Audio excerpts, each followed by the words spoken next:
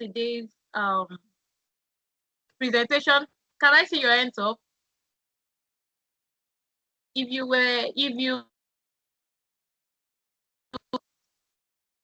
all right, okay. So you just have 5 minutes for your presentation, and your presentation will be judged based on your time management, your problem identification, your solution overview, your time management, and submission of group assignments.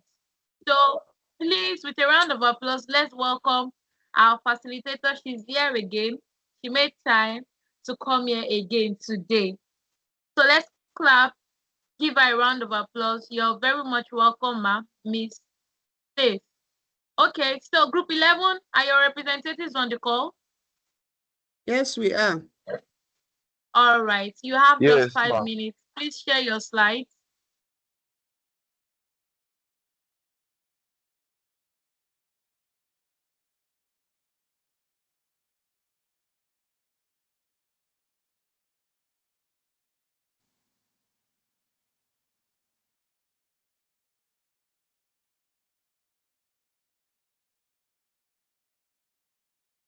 Can you see? Please, if you know your group members are not on this call, go and call them.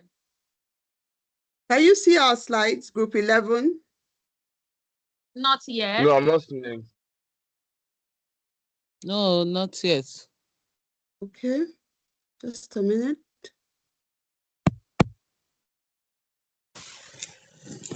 Okay, can you see now? All right, yes, ma'am. Yes, you can.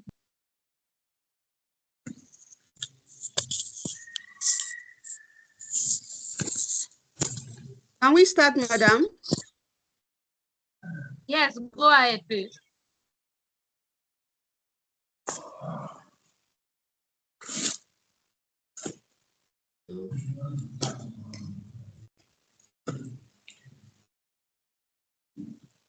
Please go ahead, Nasia.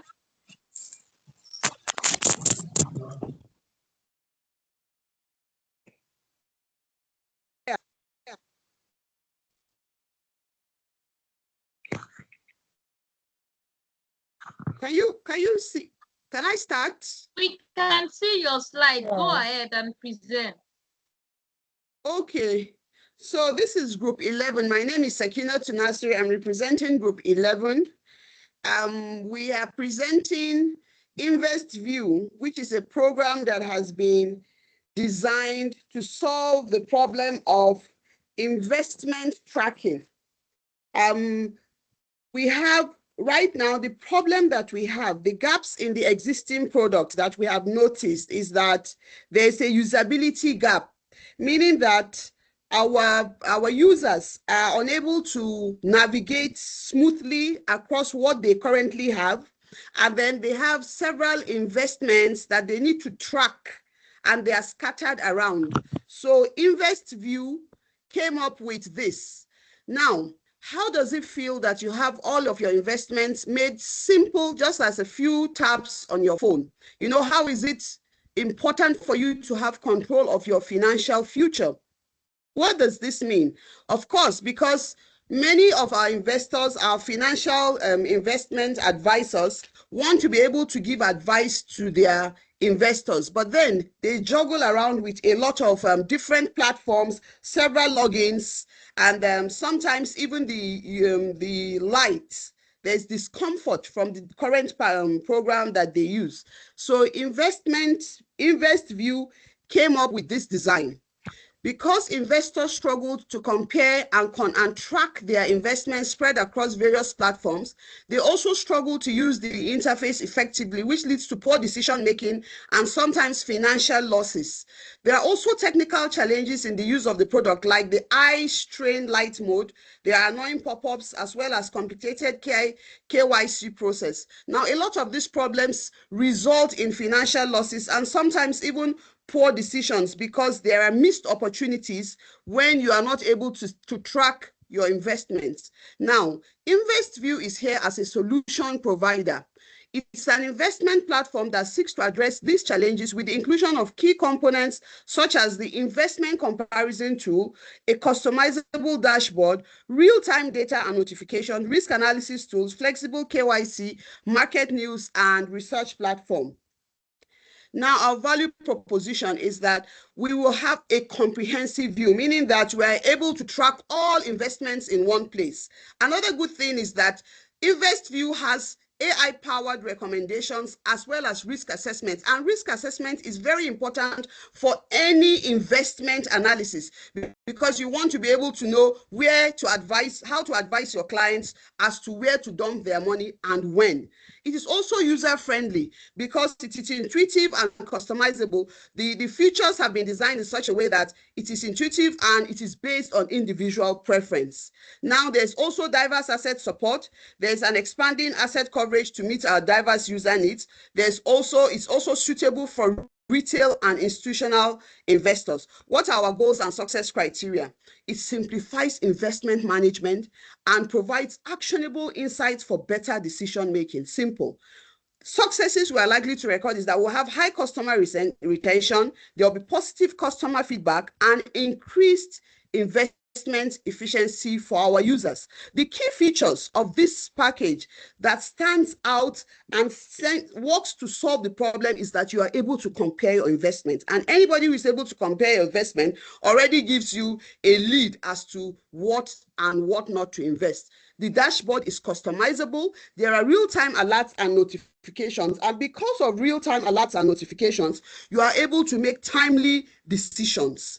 Then there's real-time market data. Of course, you are able to see that the data that is available is correct. You are working with more correct information because it is real time. Then you have a customizable portfolio view. You have risk analysis tools, so you can analyze and see, and then this will help in cutting down risk. Then there's an AI-powered investment tool, as well as onboarding support.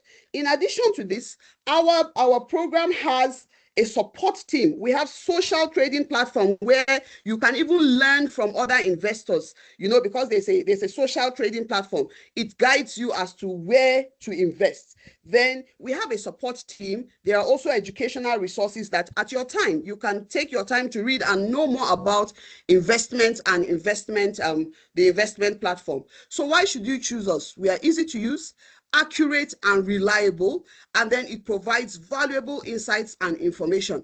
These are the key features of InvestView, and this is why customers should go for InvestView. Our financial analysts will do better using InvestView because we have been able to bring everything in one place. It is more user-friendly. We even have a dark mode because many people struggle. The light mode can be very discomforting. So we have been able to even include a dark mode in our package. So this should be able to help our users, financial advisors, portfolio managers. They should do better with InvestView as against other platforms that are currently existing.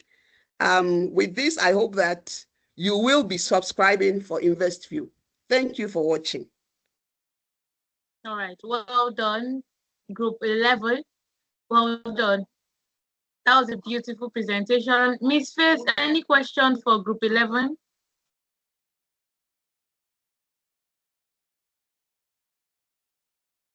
All right. Well done, Group 11 on InvestView. Yeah. Now, I would like to know. You talked. Let me frame the question this way. We spoke about the investment education, right? I think I heard something like that. Yes. All right. Now, what topics will be covered here? Under investment education.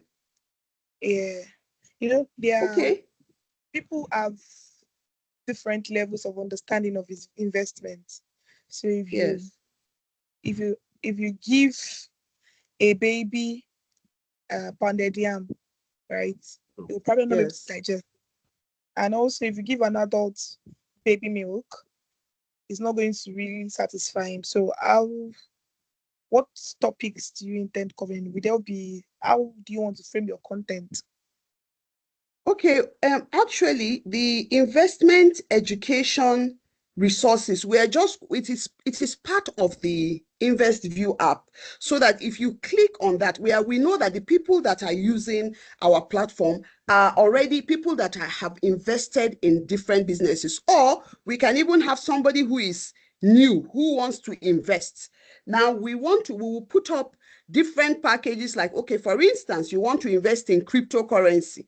The last time there was this crypto trading of Bunny, many people wanted to know how the Bunny works or how the tap swap works and things like that. Some people want to know whether they should invest in Bitcoin or Forex. So because we have that investment education resource, we have a window for that. The resources are dropped on our platform, and then you can go in to read all about crypto and crypto marketing and how you make money through crypto trading. You can choose Forex, read about Forex and how you make money. You can choose that, oh, there's something called tap swap, and this is the information that is available about tap swap. So this is how we intend to Okay, so provide topics at different times. resources. There will be different topics at different times. Yes, there'll be different. It's like a library. We are going to drop different small educational pieces about investments, so that at least you have somewhere to even start from. Let me go to the education platform before I even decide to make a decision to invest. Okay, that's sorry, not. can I come in from group 11 as well? The package is coming from, we have different levels from beginners to the pro. Every package will be there. So as a beginner, when you open the package, you would see the courses you're supposed to take for you to know as a beginner, intermediary to pro. All this package will be there in the educational Okay, about package. saying that. Thank you very much. Yes, I was about giving you that suggestion so that different people at different levels of investment literacy can know where to actually go, Yes. because you can. That's actually better. That's better. Now, I don't know if you have any financial person, inclined person in your team, but I okay. Let me just ask this. We talked about the support team as well. Yeah. So, what assistance exactly are we expecting from the support team?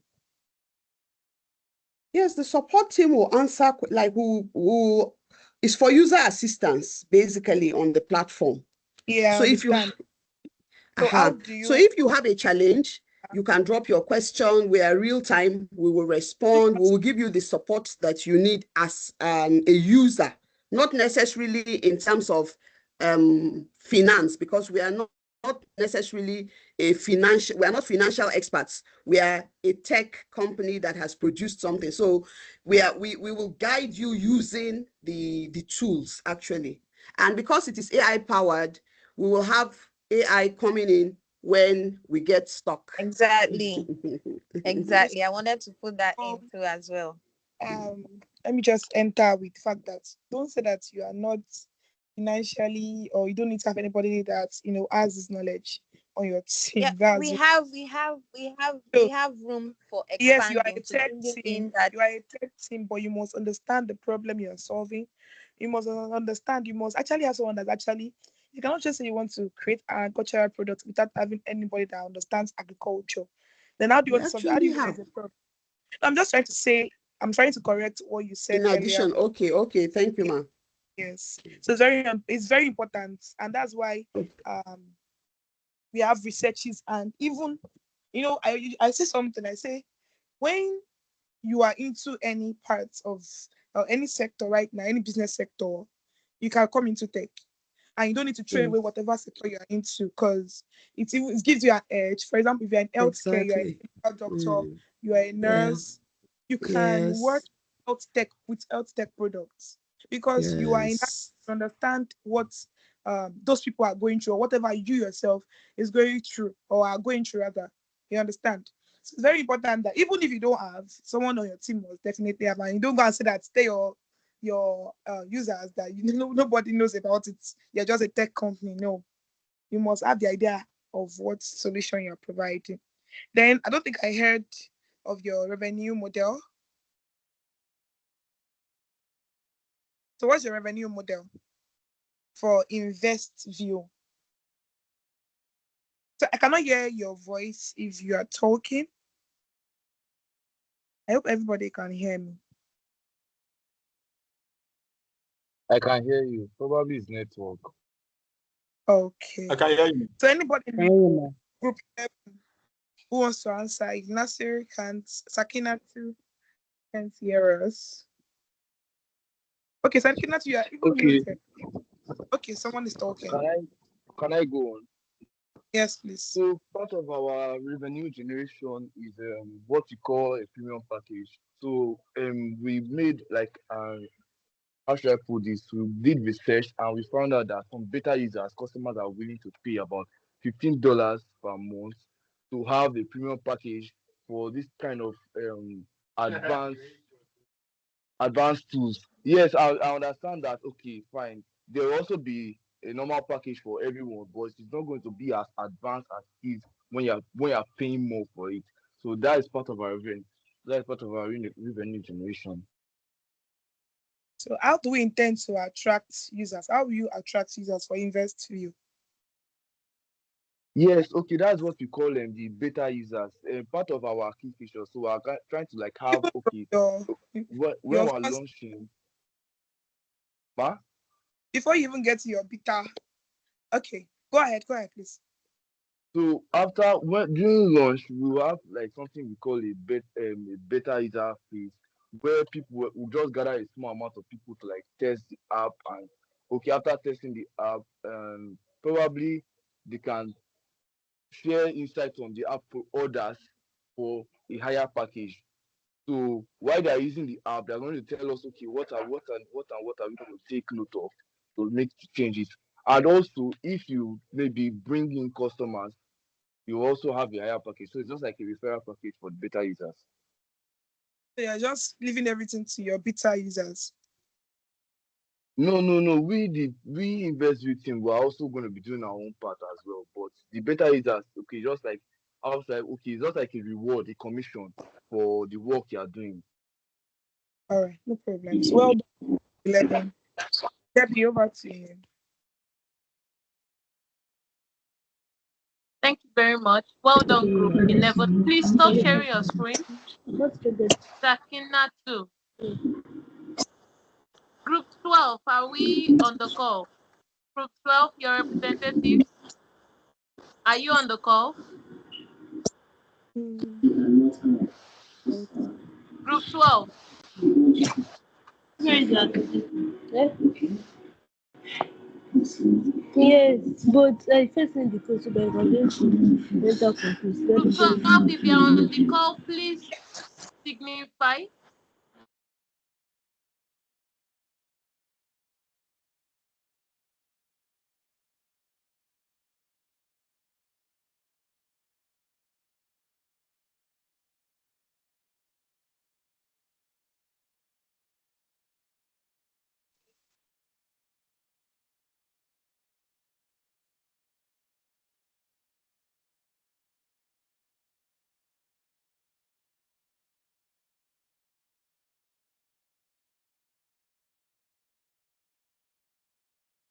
So Debbie, you're muted. Kindly unmute your microphone.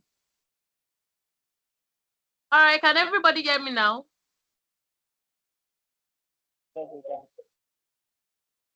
Yes. Yes, we can.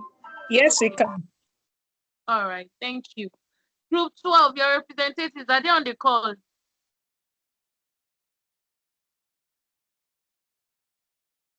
Nobody from Group 12? Group 13?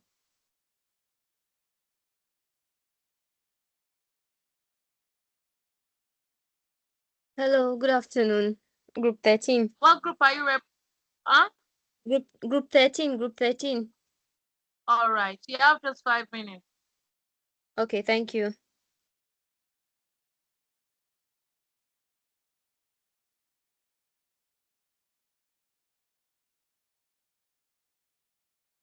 Um, let me just share my screen.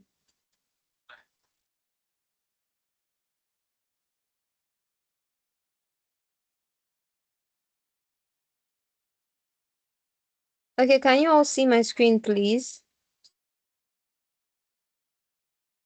Yes, we can. Hello? Okay. We can see your screen. All right. Good afternoon, everyone. My Yes. name is Aisha Yasmin Aliu, and I'm the representative for Group 13. So the name of our product is Design Sync, and the slogan is Design Smarter, Collaborate Faster, and Innovate Better. So the problem statement is this: teams struggle to collaborate effectively on shared design tools or design files due to a lack of centralized tools. So basically, we have teams that are working on design files, which examples are UI designs, which is like the user interface for a website or a web page, and then things like a flyer or logos, basically graphics designs. But they are struggling to collaborate because there's no centralized tools. There isn't a tool that brings them together that allows them to collaborate in real time. So this is our problem, and our solution is Design Sync. And this is an overview of what this presentation will cover. So starting with our objectives, we plan to create a centralized tool that allows design teams to collaborate effectively on shared design files, enabling seamless communication, version control, feedback integration, and task management. And each of these points will be addressed later on in the presentation.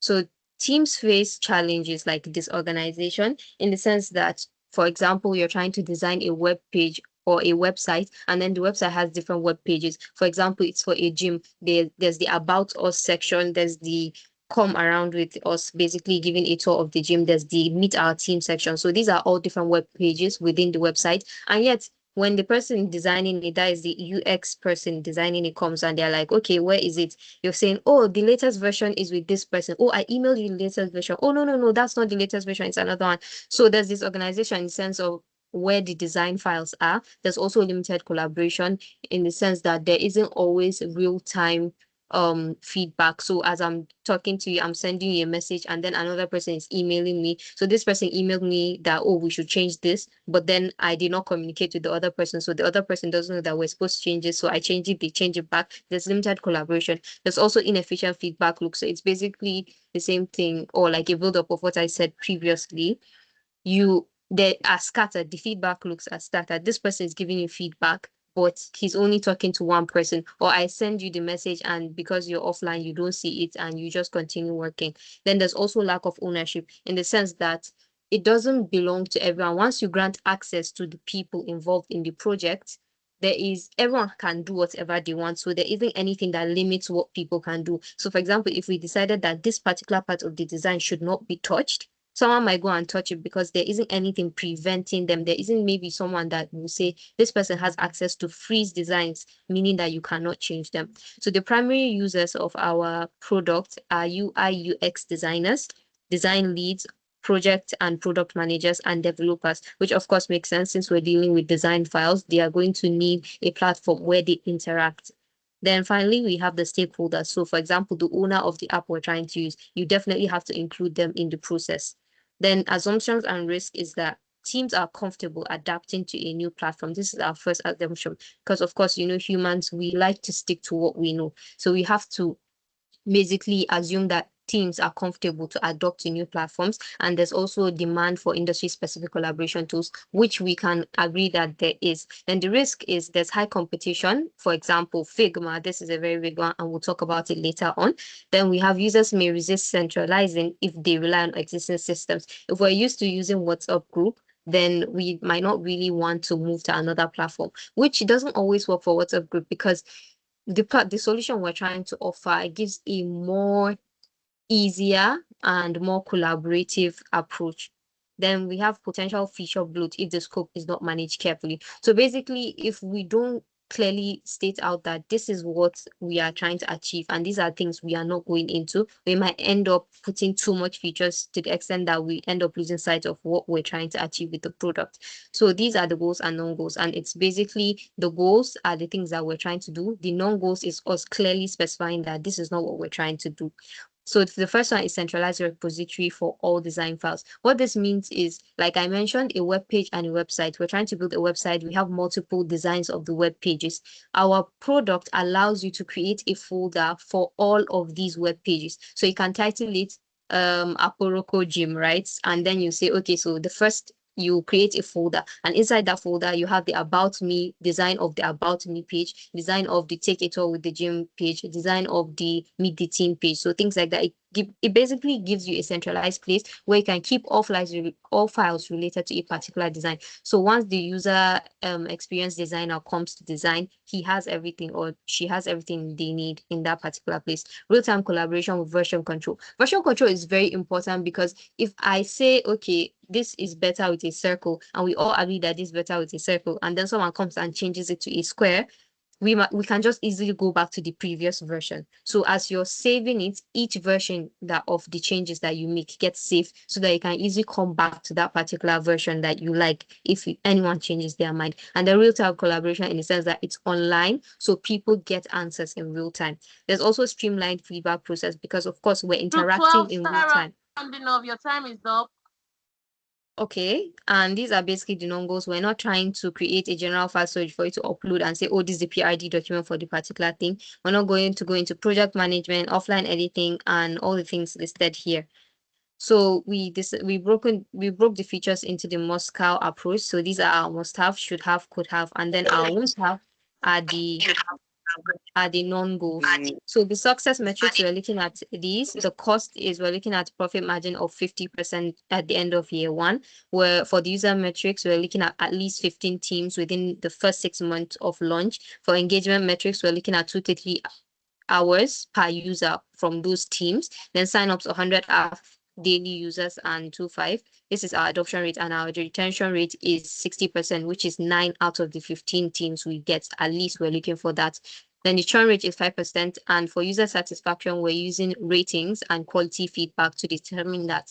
And for the competitor analysis, we're looking at Figma because they are widely recognized as the leaders in design and collaboration in the space. So while Figma does have their pluses, there are some gaps that we're trying to fill that they don't particularly fill. So the first one is the real-time feedback thread. So we're getting feedback in real time. So this allows for more structured discussions with threaded comments in the sense that you can refer back to a particular comment made and see the decision that kind of allowed us to come to that conclusion. We want to focus on simplicity of the interface. We don't want to make it too complicated. We don't want our users coming on and being overwhelmed by features and designs and things like that. So we want to make it completely friendly, very simple, so that they can easily understand what's happening and learn how to use it. Then pre-built design libraries, we want to give them something to work with. We don't want them to start from scratch. We want to give them something that they can say, oh, I like this particular format, so let me just edit it and customize it. These are the technical requirements for front-end, back-end database and authentication, because we're going to be storing the version history and the files and things like that. Then this is our milestone for we want to start by doing research and user interviews for about 2 weeks. The MVP, wireframe and prototype. And that's basically like what an idea of what it's going to look like. Then the development, that is where the actual coding and the back end and front end work starts. User testing and iterations is after that. Then we'll just have better users to go to it. And then the full launch will take about 20 weeks. So thank you so much for listening. All right. Well done, group 13. Miss Faith, any question for group 13? Yeah. Okay. First, let me just before I forget again. I wanted to say this even from yesterday. Please, when you are talking about your competitive analysis, it's usually better in a tabular form. A few groups did that, but a few did not, so that you can easily compare. Okay, because it's called an analysis, right? You want to analyze something. So you can easily compare, oh, these are our competitors, about 2 or 3 competitors, including your own product, should be on that competitive analysis table. So you talk about the strengths and their weaknesses. We consider, okay, well, these are the weaknesses of this one, and this is where we are drawing our own strengths from. This is how it's. Your product will also have its own weaknesses, right? You're also going to bring it out so that it can be very clear. And another thing again, I also wanted to say is it's very important for your solution to be very clear. When you're talking about your products, yes, talk about your problem, the problem you want to solve. Then you let us know this is solution. Oh, um, design sync is the solution. It is a web app, it is a mobile app, it's a website, whatever it is a system, it is whatever it is that you are. Let it very clear that this is what you are doing before you go on to talk about the features, the goal, and everything. You understand? Then when you are given a very short time, just like this, I understand that in fact this um previous team, your slides are very packed. Like you really included many important things, and that's very good. But one thing you have to be very mindful of is your time. You are about 3 minutes late, and it's going to affect your stress, especially when you know that time management is part of your rubrics. So in such cases, whenever you want to, whenever you have a short time, at times when you don't need to go over all that is in your slide. You understand? You can just you know, okay, this is our goals. You can talk about the most important goal there, move to the next slide. If your audience or maybe stakeholders or whoever you're presenting to is actually interested in one of the slides, they can tell you to go back. But by then, you know that it is not your own fault, right? It's not like you already done the presentation, but they wanted to see something that you went back. So you are still on time. You understand? Okay, so let me just ask just one question. I saw something like offline access on your slide. So how will offline access and syncing be managed? Like, are you there? Yeah, yes, I'm there. Thank you so Okay. much for the feedback. So for the offline access, it's actually part of our non-goals. It's part of the things that we said we wouldn't go into. Same.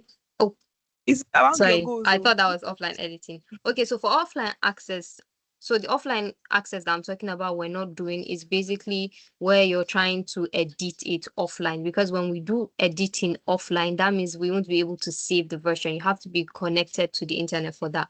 For the offline access, that means that even when you don't have data, you can be able to store it or save it. The last part that you designed, you can save it so that you can come back and look to it. Maybe you want to look at a few details or you're having network issues, but you have to quickly give someone a brief on what's happening. You can come back and see the latest saved version and then just give them a breakdown.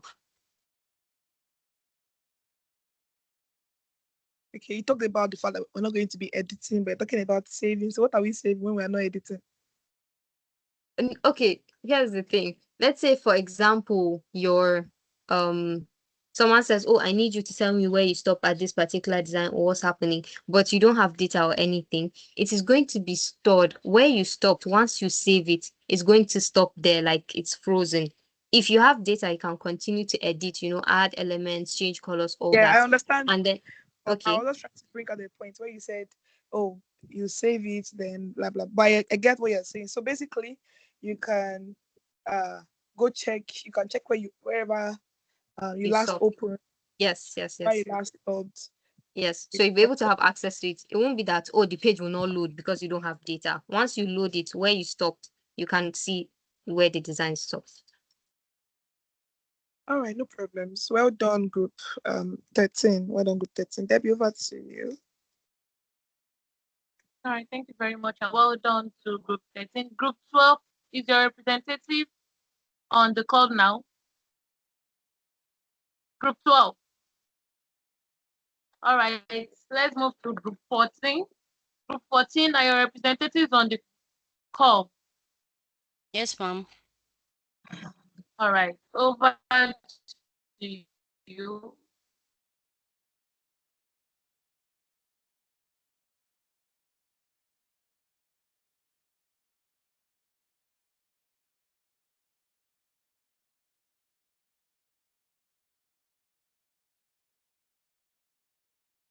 Good afternoon, everyone. My name is Miriam. I'll be representing Group 14. We are excited to share our thoughts on a pressing issue in the rental market. We will be discussing the challenges of finding properties with flexible listings on traditional platforms. I will guide you through our presentation. During our research, some of the people we met with gave us hints on what they would likely want to see from the rental market, which some said, as a renter, I want to make payment directly through the platform so that I can avoid manual bank transfers. As a landlord, I want to track rent payment via a dashboard so that I can manage my earnings effectively, and also to communicate with tenants through platform to address inquiries effectively without me going to them or without them knowing me. So the landlord wants to be anonymous. So this brought us to the introduction of our app, which is known as Flexi Rent, a seamless platform for flexible lease terms. These apps make it easier for individuals to locate short leases or apartments for rent or lease for a short period of time. It also serves as a bridge between agents who can offer these services and customers who need it. Our target audience are classified into two, which we have the demographics and the psychographics. The demographics are the renters aged 25 to 45, middle to upper income households, while the psychographics are individuals and families seeking flexibility due to lifestyle work or personal reason. This is a graphical illustration showing the growing demand for flexible lease terms. This graph shows a steady increase in the demand for flexible lease terms over the years, which is from 2015 to 2025, indicating a growing preference for more flexible agreements. This graph presents an opportunities for landlords to adapt to the changing demand and offer more flexible lease terms to attract and retain rentals. Our primary goal is to become the leading platform for finding and booking short-term rentals, while our secondary goal is to generate sustainable revenue streams and also to foster trust and transparency. Our key performance indicators are the numbers of registered users, successful property bookings, platform engagements, and revenue. This is what our apps will be consisting of. These are the core features and the non-functional requirements. We'll be having the user registrations and login functionalities, advanced property search filter, secure online payment processing, and most especially the communications channels between renters and landlord. That is very, very important to us, because most landlords would want us, sometimes they will reach out to us that, ma'am, we don't want a situation whereby our informations, they cherish privacy a lot. They don't want some circumstances whereby their informations would be shown to the users. So they prefer a platform whereby communication channels between renters and landlords will be very, very smooth and net. So the non-functional requirement, we have the high quality customer support, robust security measures, and high website performance and reliability. This is how we are going to be measuring our product success by definition of success, which is high user satisfaction scores, loyalty user base, consistent revenue streams. And this is an illustration, an example of how our app Flexi Rent will be looking for the users that wants to use it. This is how it actually looks like.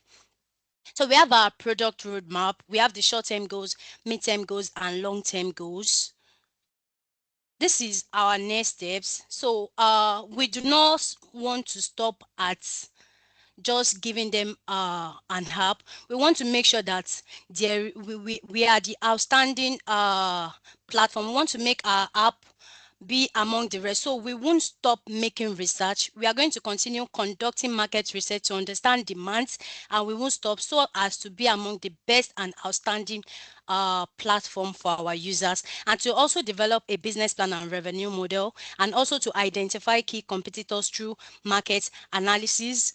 Our platform offers flexible lease terms, empowering renters to take control of their living arrangements. With our solution, you can enjoy adjustable lease, uh negotiate rent terms, find properties that fit your dynamic lifestyle, say goodbye to flexible lease and hello to freedom and flexibility. And this is our open questions. How will we incentivize landlords to lease flexible lease properties? What legal and regulatory consideration needs addressing? How can we ensure renters and landlords? So we want a platform whereby our users and the landlord, both the agents, will be more convenient to use, and a platform whereby it should be easily accessible to everyone around us. And this is what we have to share with you. Thank you. Right. Well done, Group 14. Miss Faith, any question for group 14?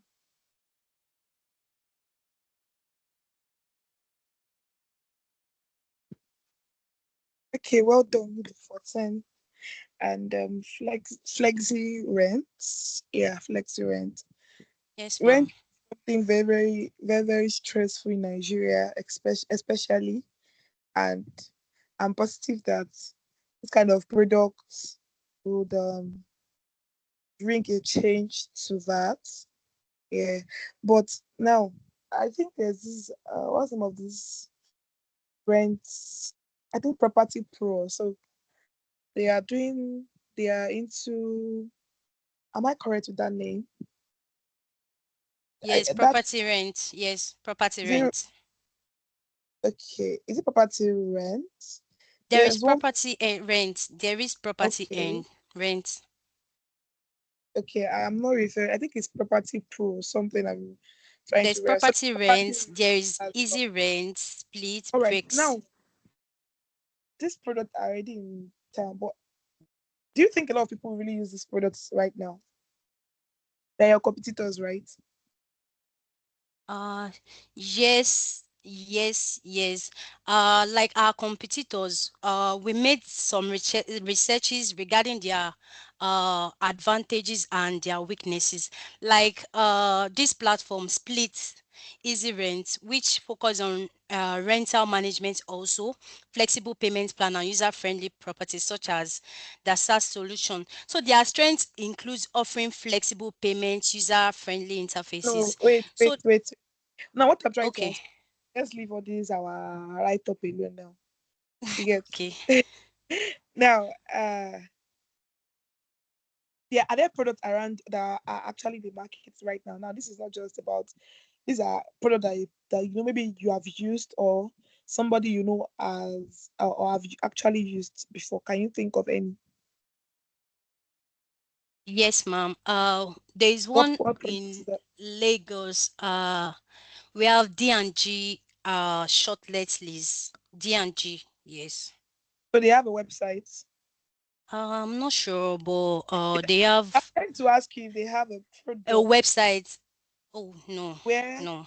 yeah, I know that there are many short let's lists and all of that, but I'm trying to ask of a product that is actually doing something similar. I want to actually see how adoptable it is, right?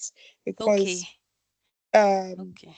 and if there are actually such products, why a majority of people not using, people, most people are they advertise their shortlets on social media and all, but people, I don't think people really use a specific platform to go search for shortlet. I don't know, I may be wrong, but I don't really think so. So if there, I'm very sure that there will be product like that, but Yes, we have to actually consider why those products are not widely used yet, so that we can draw from their weaknesses and okay, make it your strength at okay. Flexi. You understand what I'm trying to say now? Yes, ma'am. Yes. Okay. So now back, let's come back to questions. Now, so who is your primary target audience of Okay, thank you for the question. Our primary target audience are basically the remote workers and travelers that, for example, they are this kind of people that they don't like staying for a long period of time at a particular place. They move from one place to another. So it's something they can anybody actually, from, oh, okay, okay. I okay, think I know what happened. Sorry. Okay, can you come again?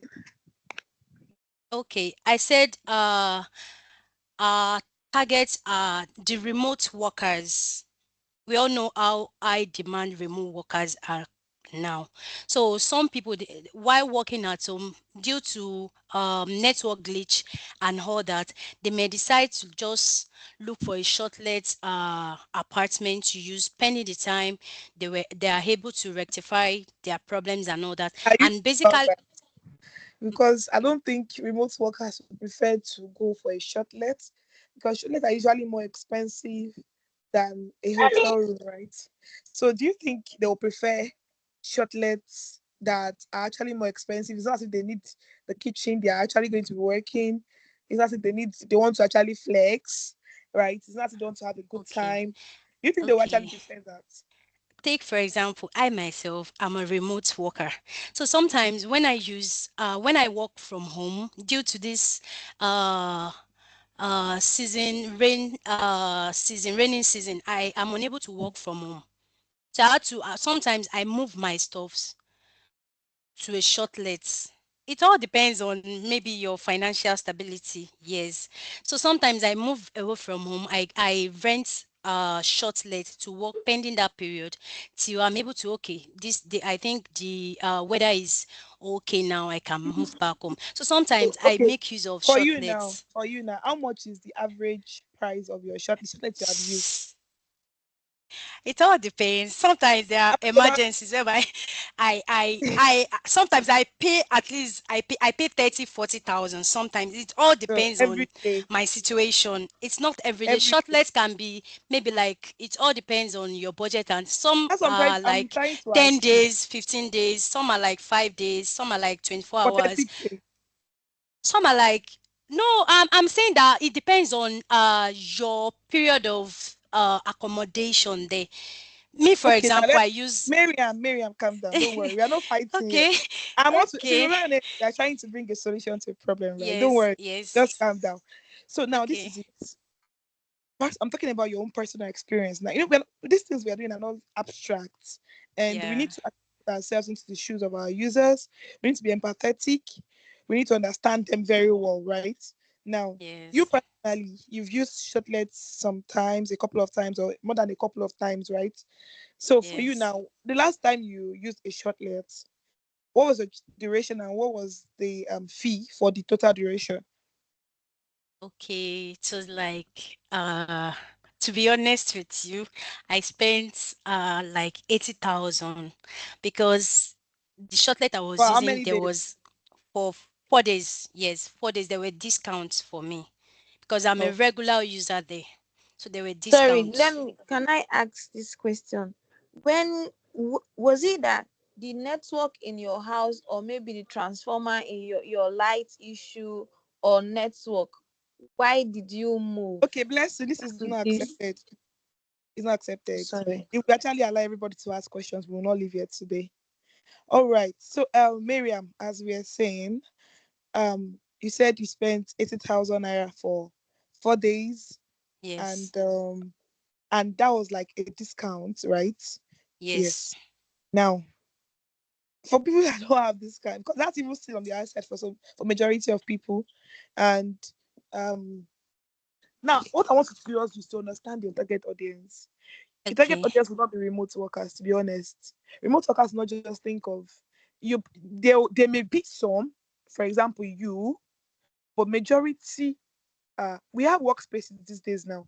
I'm not talking about yes, workspace. I'm talking about places where you can go and work during the day for probably, in fact, you can see for as long as 3K, 5K throughout yes, the whole day. So why would anybody want to leave that to go for somewhere where they have to pay 30K, 40K, and it's not as if they want to use the other facilities that are being provided in the shortlet. So your target audience should be maybe tourists. For example, remember the last December now, you can see how a lot of people came into Lagos states, right? And yes, how almost all the shortlets, in fact, at the point I was yes. in We're on fully Twitter that booked. you Yes, understand, you yes, understand. Another one can be probably business travelers, maybe people that have businesses and it's going to span over a couple of days, right? yes, yes. Yeah, yeah. So now these are you have to be very sure of who your target audience. Target audience. All right, so well Okay. done, group 14. Well done, group 14 with Flexi Rent. Debbie, over to you. Mm.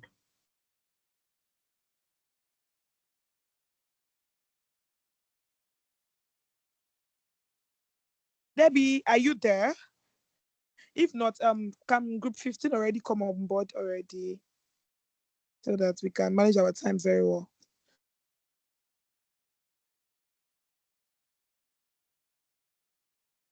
I'll be on Group, from group 15. all right. Just a quick minute. Let me share my slide. Okay.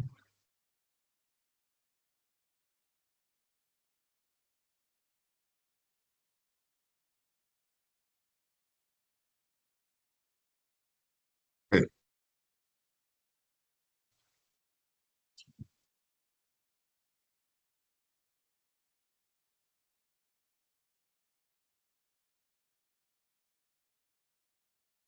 All right. Good afternoon, everybody. My name is Abiodun, and I'm representing Group 15, the Next Gen Minds.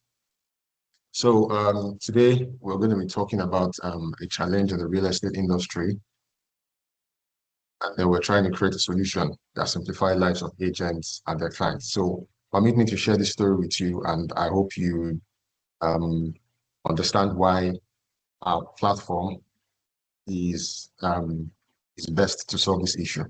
So currently now we are introducing Propify app. But before I say that, I want to go into the story so that you understand what I'm trying to say. So apparently there's a friend of mine whose name is Alex, right? He's into real estate, just the same way I'm also into real estate.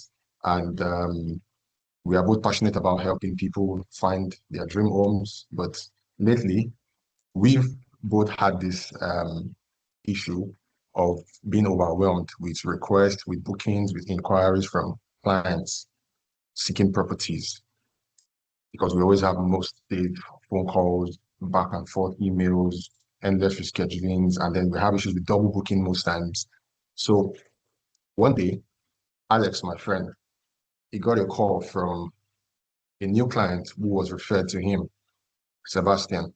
Mind you, Sebastian is a first-time home buyer who is excited, but also nervous because he's trying to buy his home for the first time and he doesn't want to miss out on all of the advantages that the property is actually going to offer him once he buys the property. But fortunately, interactions with Alex didn't go smoothly because there was no time. Alex was fully booked. There was no, Sebastian couldn't really get a schedule for him to view the property at that particular time. So Sebastian didn't really feel happy about the whole thing. So after viewing, right, when Sebastian was able to get to Alex to view the property,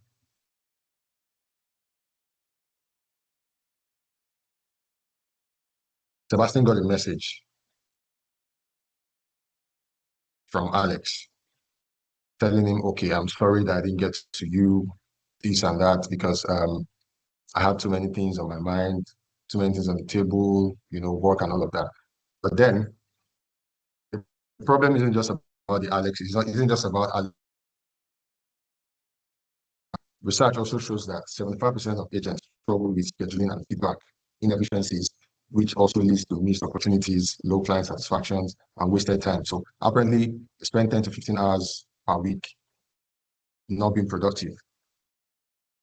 So now, Alex came across Propify app, and this is a real estate management app that changes everything. So with Propify, Alex actually integrated his calendar into the app, which also makes Sebastian to be able to book directly and then book his time slot for himself. And then, you know, the time works for both of them.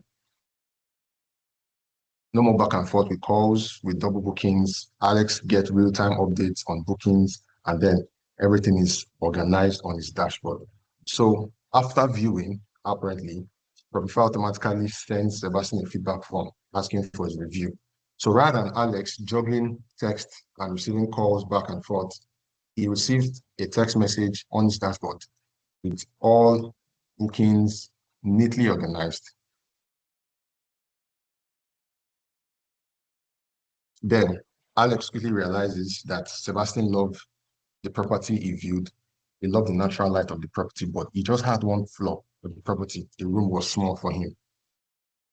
So Alex now suggested to Sebastian that, okay, we can use an AI tool on our platform to help match up your preference to meet up what you want, to give you what you want. So after Alex agreed to this, in a few weeks, Alex noticed a huge difference that with Propify, it was able to save him over 10 hours every week. Now, Alex spent time focusing on just his clients and administrative works. Sebastian, on the other hand, became so happy became understood because he got what he wants. He found his dream home faster, all thanks to Alex's personalized recommendations and smooth scheduling process with the Propify app. Sebastian got so impressed, he referred two of his other friends to Alex, which also increased Alex's business. And also, to mind you, Alex agency also benefited by adopting Propify to streamline their booking system and their work operations. And then they've seen that the lead conversion went up by 25%. Clients were satisfied, satisfaction rates rose up by 20%. And then agents like Alex and myself, we became less stressed and more productive. But now, mind you that Alex's story isn't just unique alone. This is because we introduced Propify, which is designed to deliver this solution to the agents and the clients. Propify isn't just a scheduling tool for feedback system. It is an all-in-one platform that saves time, it improves communication, it boosts clients, it boosts client satisfaction, whether you're an agent like Alex or a client like Sebastian. Propify creates a better real estate experience for everybody. And now this is the future of real estate, where agents get to save time, client gets to feel heard, and then business grows. So we would like you to join us today as we transform the world of real estate management. Thank you.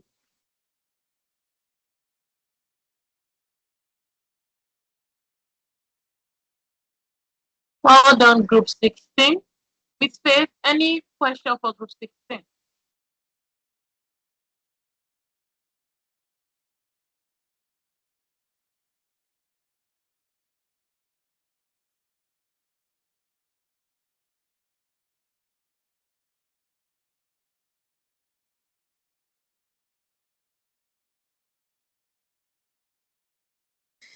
Okay, thank you, Group 15, Propify. All right, now I want to ask. Thank God you're even into real estate as well. What specific challenges do agents, buyers, and renters face in scheduling property viewings? What's the specific challenge that they face right now? Okay. Okay. I'd like to state that the field, I'm into the real estate field, but I don't operate in the Nigerian real estate yet because so I'm going to be sharing my experience from outside Nigeria. I hope that's fine. Yeah, definitely.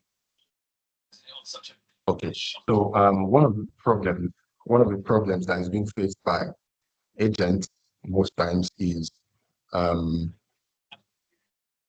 clients not being sure of what they want, too many schedules, and also landlords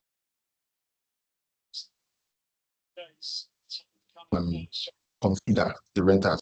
And also on the other side of the buyers, one of the challenges being faced by them too is acquire property. So from where I work from, right, from my own experience outside Nigeria, most of the agents have issues with verifying clients because in the UK, if you want to get a property, you have to go through a verification process. So if you do not pass that as a client, you will not get the property. And as an agent also, if you are not licensed, you cannot operate. So if you are not meeting both ends, then there's going to be a problem. Okay, so Did I I'm answer the basically question? asking on the scheduling aspects. Talking about the scheduling part now. So what challenges do they face for the scheduling aspect? It's most challenges they face is the agents always have hands. That's one Always of the have what? issues. That's one of the challenges they face. They always Have have what, too please? many bookings. They always Okay. have too many bookings. Okay. Too many Okay. bookings at hand. Because from my experience now, I could schedule 4 or 5 bookings in a day, and I wouldn't even meet up to all of it. Okay. Because the people you want to, you're giving them a time frame. Most of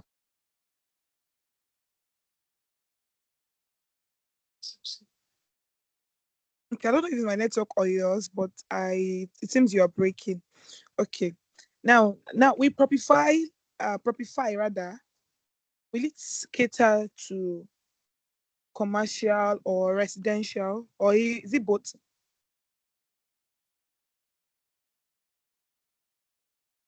Okay, ma, we are Hi. asking for group 15. So, Propify is to cater to both people who are looking to buy, the agents, and those that are like the big dogs of real estate. That are the companies. So we are catering to those set of people. Okay. Yeah, sorry, Okay. I'm back. I got network issues here. All right. All right. Now, from your features, Hello? yes, can you hear me? Hello? Please, can others hear me? Yes, I go need to on. Yes, we Yes, can ma, we hear can you. hear Yes, you. yeah, yeah, yeah. All right. So that should be his network then. Now, We can hear you, for ma'am. in Propify, that's Hear group you. 15. You can answer on his behalf. Um, what key functionalities should the automated scheduling feature include? Talk about the automated scheduling feature. So, what are the functionalities? What key functionalities should that feature include? So, Okay, anybody ma, wants Okay. to? we intend on like integrating calendars so the buyers and the agents or the companies themselves they can collaborate on their calendar to see the specific time that's going to be free. And for the agents, when the buyers want to, they'll be able to see this time is taken to be able to fix their own appointment time. So integration of calendars where we can clearly see if the agent is booked for scheduling for this time or this time, so you can know when to fix yours. Okay, so when they see that it's not booked, can they go ahead to schedule by themselves? Like, can they just choose a time, a date by themselves? The idea is if the space is free and there's going to be an in chat box, so when they see the apartment and all, the agent is going to be notified that oh they virtually viewed the apartment. So they would manually like schedule if there's a space, they can schedule an appointment there. It will get the agent is going to get the feedback of the company, then he will approve if it's free for him or not. So that's the way the system is going to run. Okay. Now, okay, let's just stop it because of our time. And, ma, let me Well also add done. to that But because finally, how are we making money with Shopify? hello, ma. Let me also add to that because What's your monetization? Sorry? I also want to add to that features. There's also AI features whereby buyers that are looking to acquire properties um can also determine the kind of property they want, and our AI features can also give them a kind of suggestions of the kind of properties that they need, so they can be able to the options can be there for them to choose the kind of properties that they want. Also, that feature is also included there. All right, all right. So what monetization strategy are you adopting with Shopify?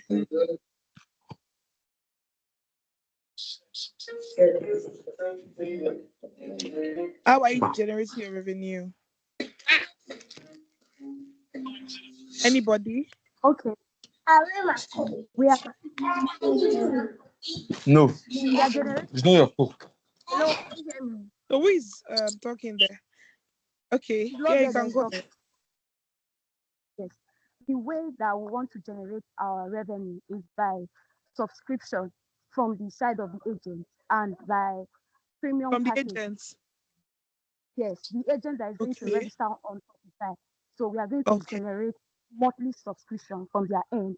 And for the clients, we are going to do something like a premium package. You want to be verified. If you want to get access to so many buildings, so many apartments and everything, you are going to pay for premium package so that you could get access to those things. That's how we are going to generate our funds, like our revenue. And also, we also thought about like having things like running an ad, so they can pay for ads, so their properties for the agent or the companies can like run ads. So when you got into the ad, there's a space for ads, so you can like they'll quickly see your properties and the one they've listed. Like we're going to run an advertisement for you in the app for your properties. All right, all right, all right. That's nice. That's like other services. All right, thank you very much. Then Debbie, are you there? Group 16, please proceed. Group 16, proceed. Good evening, ma'am, and good evening, everybody on the group. Can you hear me, please? Yes, please. Okay. All right. Thank you very much. So I'll be presenting for group 16. My name is Dorcas. Okay, so I guess, sorry about that, Dorcas. I'm going to mute everybody now so that you can then unmute, because I think I can hear some interference from down. So I'm going to mute everybody, but unmute now. All right, I think you can go on. So unmute your microphone. Okay, I've done that. You can hear me now, ma'am? Yes. Okay. Good evening, everybody. I'm Dorcas, and I'll be representing group 16. And we have a platform called Route Savvy. So at present, it's a known fact that there's a high demand of movement of goods more than the transportation of human beings because of the high cost of fuel. So this has resulted in logistic companies being unable to meet the demands coupled with the poor conditions of our roads in the country. So as a result, Rail Survey has come up to provide a solution to this very challenge, which we call the real-time optimization platform. Now, do you know that about 75% of businesses struggle with supply chain inefficiency, and this has actually resulted in the loss of billions of naira, time, and wasted resources? Now, what are the challenges that logistic companies face? Number one is that they have delays due to unpredictable traffic, road closures, and weather conditions, inefficient route planning, and deliveries. We also have the fact that there's increase in operational costs and very low customer satisfaction. Now, what are our solutions to these challenges? We have real-time traffic and weather data integration, and we have our AI route optimization engine, which is going to be integrated in the platform. And we have machine learning modules, which is in charge of predicting data based on past trends.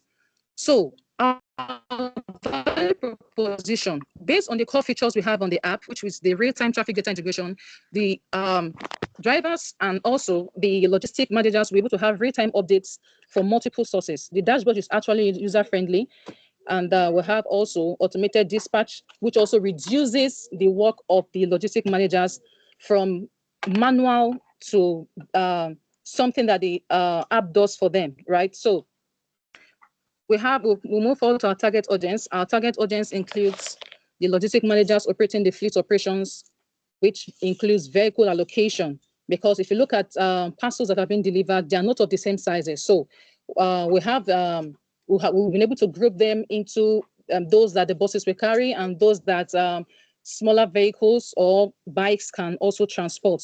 We'll have secondary personas as the drivers, who will be needing real-time updates for navigation. And of course, our clients who their satisfaction is our utmost priority. They have the leverage of making choices, more than one choice of delivery location, so that if one particular point is not accessible, we can always meet them at another point, which is also their choice. So market landscape. When I talk about market landscape, I'm talking about our competitors. We have Waze. Waze is a GPS navigation app. And of course, it has route optimization and real-time update, but it's expensive. We also have OnFleet. OnFleet is a logistic management platform with average real-time traffic, driver management and analytics, but it lacks weather data integration. Now, our edge while coming to the market is this. First of all, we are delivery focused, and we'll have optimal real-time data for traffic and weather conditions. And of course, we have customized logistic integration. By this, we mean that our platform is such that companies or logistic companies will be able to subscribe for licensing, and they can customize it to their own while they use it in their company. So we have our roadmap to success. These details are all in the main document which we submitted, and the user flow also is also there. This is just to depict the fact that the app is accessible and the interface is friendly. Now, our success criteria, we are, one of them is that we have reduced delivery time by 25%, decrease in operational costs by 10%, increase customer satisfaction by 35%, and we'll have improved efficiency on the front of the driver by 25%. Now, we have from the aspect of scalability, we look forward to development of timelines and milestone funding of partnerships where needed. And of course, due to the AI integration, funding will actually be needed, of which at some point, we also looked at integrating cryptocurrencies such that when these drivers, some of them that may not be able to pay for the premium version, depending on the amount of deliveries you're able to cover per day and your analytics per day, and also your reviews that we get from the customers, you earn some level of tokens that will build up with time, and then you are able to reach the level of premium subscription. Thank you very much.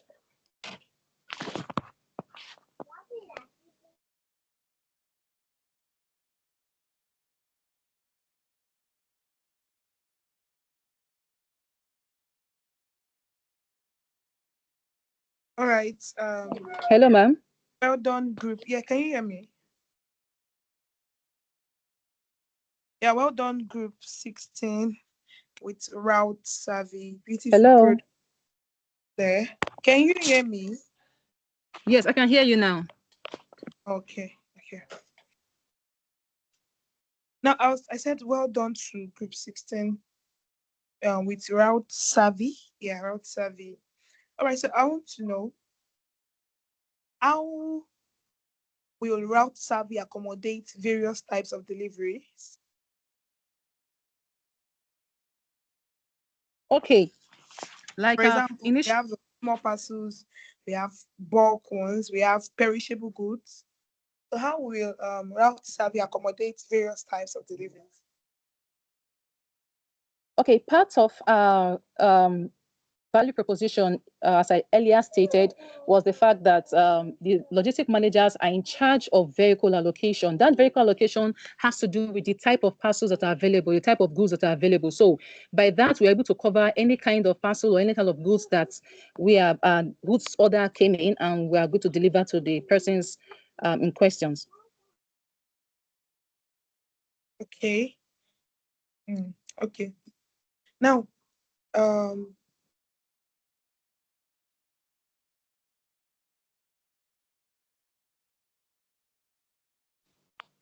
Hello?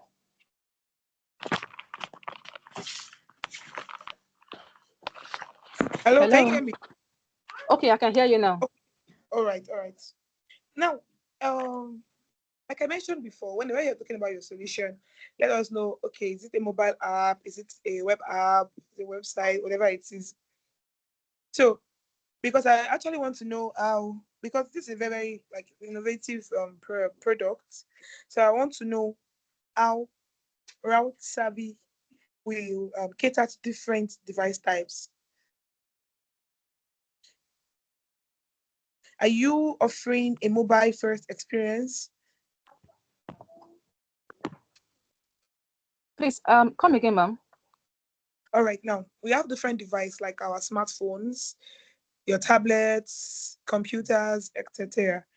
So how will I wanted to say BeTechified, sorry, how will route savvy cater to all these different device types? We're talking about the usability and accessibility now. Okay. Yes, it's a platform that is going to be accessible. Okay. Okay. So for your first release now, what are you focusing on? Is like, do you want to just be okay? Device you have. I think you went off for a while. Are you there? Yes, I'm here. I can hear you. I was saying that it's an app, a mobile app that is accessible So I think your network is breaking. The versions that is adaptable to the device you are using. So you're going to have like different UI to adapt to different devices. Yes. Okay, now in the UI, in the UI, there's how we do it. When developing an app, you have interface for a mobile, and we also have interface for PC. It's all inbuilt. So it's a point of integration, such that whether you're using a phone, you have a view. Whether you're using a PC, so it's all integrated on the platform, ma'am. For your first release, your MVP, which one are you focusing on? So I think okay, for the first. I think your network is kind of bad. Seems you're not getting me very well. Hello, ma, can you hear me? Yeah, I can hear you now. Okay, for the first release, we are looking at first of all, piloting the real-time data based on traffic and weather conditions. So if we're able to pull through, then we'll now proceed to machine learning and then proceed to other AI integrations, ma'am. So what's your monetization strategy? Okay, we are looking at the licensing model. We're looking at the licensing model. The licensing model is one that allows logistic companies to number one, you have an access to the free version, but if you're able to pay for the licensing, that gives you access to all premium packages, and you pay is a one-time payment. So it's not like we have any influence on or any profit you make whatsoever from the company. So we are just a one-time pay. Once you pay and we give you the license to use the app, you can customize to your taste. You can customize it to your own. So that's where we are making our money from. The ability for each company to pay for licensing fee, and then it is customized to you. That's number one. Then secondly, we are as a platform also, we are looking at scalability, which I've said before, on the long term. And that is the introduction of crypto, so that even the drivers also, if they're not able to pay for the licensing or they're not able to pay for premium, the fact that you are able to cover your performance metrics is high and up to the value that we need, you can accumulate those crypto, and with time it opens up. So it also accounts for efficiency on the driver aspects, and then it reduces demands on the logistic company, because the driver has a target to do what? To be able to hit the target of the premium version. So that is where we are making our money from. Thank you, ma'am. So if I get you very well, number one, revenue stream, right, is a one-time payment, right? To give the licensing model is what we are using. Okay, and number two, the introduction of crypto, where the driver has to accumulate cryptos. Yes, accumulate tokens based on his performance metrics. It's more like, okay, I need a revenue. Hello, ma'am. Hello, can you hear me? I said, does that give you a revenue? Does that give you money? Yes. Yes, okay. It does. Yes, it does. Yes, it does. On our own back end, it does. But at the same time, the driver is able to work towards accumulation. The fact that he's working towards accumulation is helping the logistic company to reduce their workload. That is, whatever person they have is able to give out. They're able to supply out on time. Well, I don't know about that, because I want to see something quantifiable. Because if anybody wants to actually put money into route savvy, right, they want to actually see how they get their money. So when talking about your back end, it's not really quantifiable. How exactly? So, and again, you talked about a one-time payment. Well, I'll prefer a subscription fee, or maybe a transaction-based price, maybe for each transaction, or different plans. Because when you say a one-time, the one-time payment, for the license, right? That means you're not expecting any money again from that person.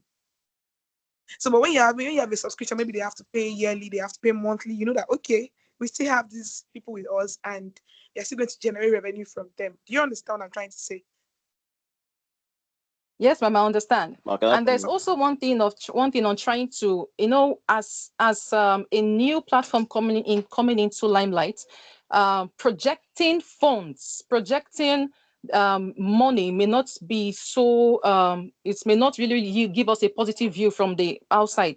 So that's why we looked at a one-time licensing fee. So as we scale up, yes, we can bring in the freemium model whereby you have to do a subscription base, whether monthly or per hour is fine. But for a start now, that's what we're looking. You cannot decide to just you're doing, maybe they've already paid for a forever license, and when they just wake up and say, oh no, you have to start paying every month. So I actually believe that you guys should actually look into your revenue model more, because it's not going to be nice, because you've already told them that, okay, this is forever. As long as you have a license, you're good to go forever. And one day just wake up, and it's not if you are projecting money. Everybody's here. You're not a Santa Claus, right? You are providing services for your money, right? So it doesn't have to be maybe a big amount of money, but at least you have to ensure that revenue is coming in, because this means that you have to keep on looking for customers, like every time, for you to get any income. So if you don't have new people that are ready to get a license for a while, or you have a low, it's going to really affect. But when you already have customers that are standby, that you know that okay, no matter what is happening, we have this coming in. That I believe that should be that's going to be better. So you guys should look more into your monetization strategy. And if you want to even have your license, maybe you want to do the license, then you can work on maybe some features that will be paid, just to keep money coming in one way or the other. It doesn't have to be so expensive. So, okay, we are expecting, you must generate revenue, because that's when your business will actually move on more. All right. Well, can I come in? Okay, yeah, please. So Fast. the revenue part, fine. The license is one time thing, but as you said, that the more features that we include, then they come with subscription. So the one they have before access the features, you have to subscribe. So meaning that from there we are generating our money, even though they have the license. Okay, so you are going to have license, then they will still have some paid. Yeah, that was Yes, just said. but they still have to be doing subscriptions. So that's why we have different features. Once we update the app, you have to have new features, and they pay for that so that you can access it. That's how it works. Yeah, that was a suggestion I dropped just now. Thank you very much, Group 16. So Group 17, let's go ahead.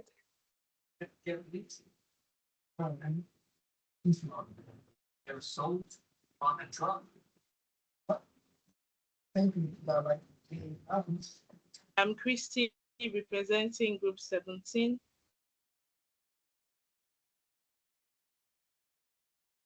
Sorry, let me ensure that you can see the slides. Good. Thank you very much. I am Christy, representing Group 17, and today we are introducing to you OptiRide. Now, OptiRide is a digital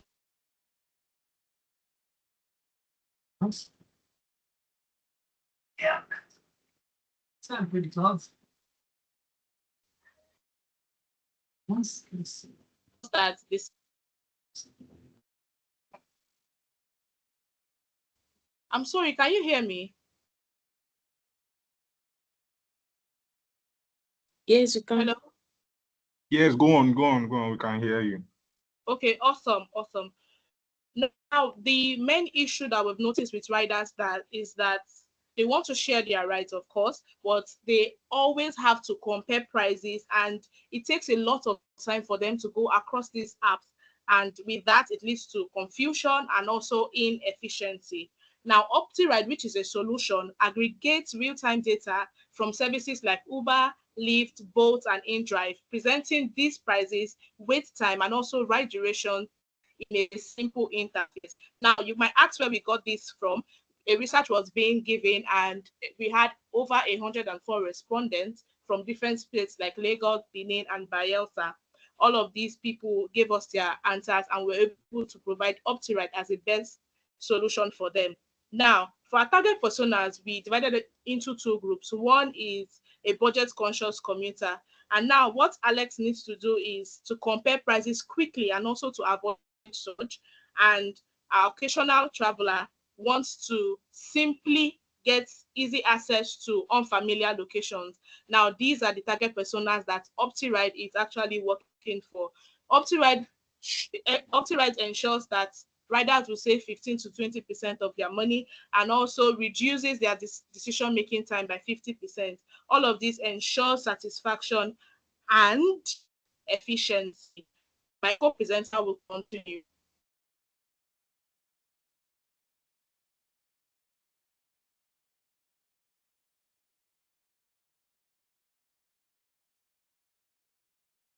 Good evening, everyone. My name is Precious. A successful OptiRide application is one that has helped our users to cut costs and reduce the stress of switching between apps. A user retention rate of about 40% after the first 6 months, and also testimonials of at least 80% from our users are also going to be a huge determinant for our success. Our major competitor is Google Maps. Although it is widely accepted, but it doesn't provide real-time updates on prices. OptiRide will be better in this area. Revenue from OptiRide will be generated through subscriptions, advertisements for other services, partnerships with ride apps and corporations that would require our services. The roadmap through all the phases would be directed to us providing a seamless experience and useful updates that would help our users better. And if you are wondering what OptiRide looks like, I'd like you to join my teammate Joshua as he guides us through the prototype. All right. Okay, so stop sharing your screen. So I'll share my screen. Okay, guys, can you guys see my screen? Yes. Yes. All right. Okay, so I just installed OptiRide. Let me sign up. I signed up, so I filled this form and then I click on sign up. They send me a code. I verify. Okay, let me enter my pickup. My pickup points. I enter it and I click. I can select app, but let me just click on all apps. I click on go. Okay, give me a search results. I clicked on the first one since it's cheaper. I see some drivers under this price. I click on the drivers. I see the driver's name, the details and everything. Let me book him since it's good. I can even track the driver live. Okay, I click on book. I can confirm payment, but let me edit my card. I edit my card. Let me add it. Let me see if I can pay in cash. Okay, I can pay in cash, but let me pay in card. I click on confirm payment. I can chat the driver up live, and I can also view order. I click on view order. Okay, these are my active order. These are my completed order, and these are my cancelled order. I clicked on completed order. Let me give a driver a review. He's a very awesome guy. I give him a review, and I click on submit. From here, let me see my favorite. I click on the my favorite, and also can reorder. Anyways, let me see my chat with the driver. I check my chat box and everything is there. Then my profile, let me see if I can edit my name. I edit my name, I save details. My help center, let me see if I can, okay. See that's nice. Let me see if I can log out since I'm done with using the app. Thank you. OptiRide, carry go.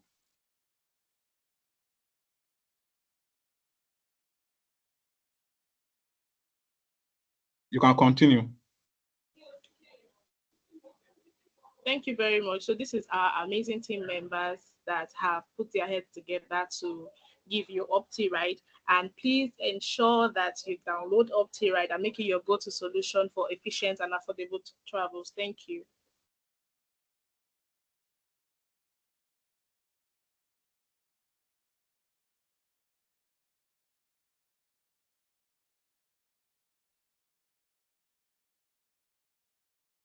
Okay, well done, group 17. Well done. Now, you intend getting data and aggregating data from multiple services. So what do you think are the key pain points when it comes to that?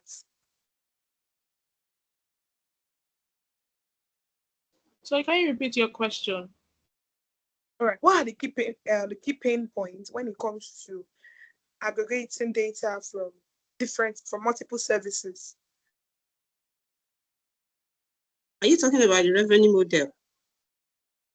Yeah, I'm not talking about that. You talked about. Okay, let me answer it. I'm sorry. Okay. Okay, yeah, the only pay point we can get right now that we envision is that basically what we are doing is that we are partnering with these guys so that because we saw a problem and we are trying to solve it to help both sides, their users and also they themselves, you understand, so that people can either come to this app or that app. So the pay point that we envision is that most of them might not want to partner with us, which is okay. But as we go on and as we drive our marketing, we get people, into our app, keep using even though we have like two, we can be managing that to till we have others join us. So the only pain point that we see here is that they might not want to join us. And if they join us, we'll be using some of their data through an API. So everything will be on contracts. That's the best I can answer. Thank you. Okay. Now, how will the app? Sorry, your app is Opti, right? Am I correct? Yes, ma'am. Yes, ma'am. Opti, right. All right. So how will Opti collect real-time data from all these InDrive, Bolt, Uber, etc.? Yes, we are basically using, okay, as I've said before, we are integrating them into our app. You understand? So we are going through an API. We will set our data. Services. Ma? Yeah, using the APIs provided by all these services, yeah? Yes, exactly. Yeah. So what we'll do is just to create a function that's okay, we'll collect name, collect time, collect prices, and their engineers will give us access. So by the time they give us access, we are not collecting everything. So access, we will give us access. And from our own end, we will filter everything based on lowest. You understand? So basically, we are just receiving everything based on lowest. So it will collect the data and send it to our app, and our app will do some mechanism that we're able to show the drive.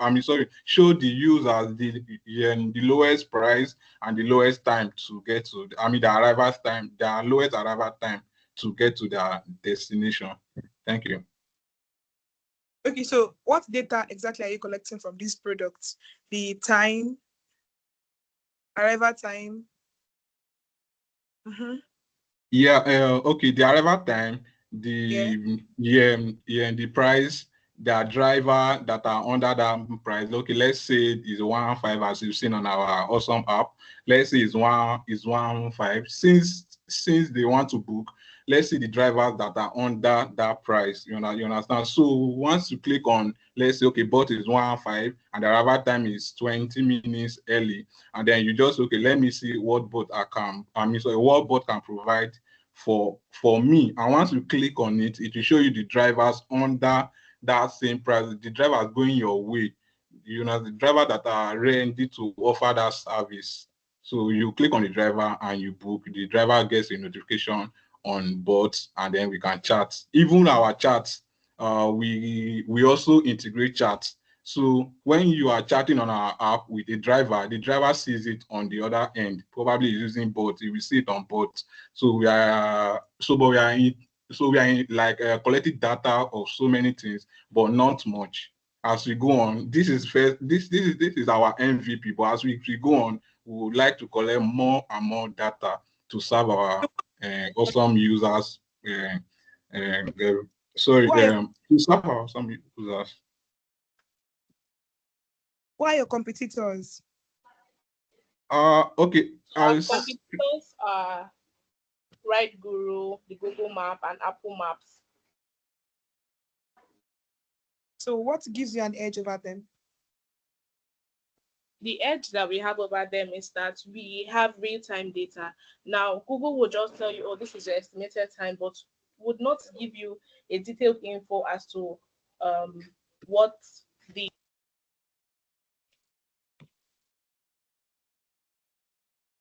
You are muted. Okay, let me take it from here. Let me go through another angle. It's just that Google Maps, it doesn't give you the possibility for you to, book. Okay. Okay, it doesn't give you the possibility to book a ride, you understand? So one of the problems that we are trying to solve is to make user stop installing multiple apps and switching between apps. So instead of switching between apps, so they can do everything on our app. That's why we are integrating them. So ride guru, you can check price, but you can't book ride. So you see me, so that means they've not solved the issue of switching between apps and making users to install multiple apps. Thank you. Sorry. Also, for Ride Guru, the area where it can be accessed is limited. It's primarily focused on US markets, but our app is going to be able to spread across different markets also. All right, thank you very much. So I want to also should I say hand out a PSA that there will be some important information after this session. So even if you have presented, try to be on board. You can still learn from others' presentations to make your work better, and most importantly, for the information that will be shared afterwards. All right. So thank you very much. Up to you, right? You see that Sorry, you guys are my teammate hand is up, Christy. We don't have time, please. We don't have time. Thank you very much. Sorry about that. Well, kindly bear with us. We still have about 3 more teams and it's almost 5 p.m. So let's go to group 18.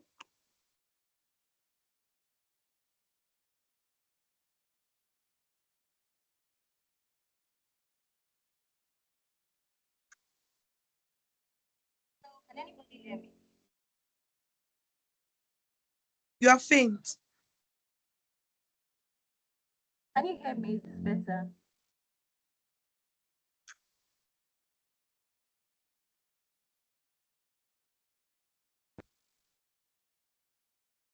Group 18, are you there?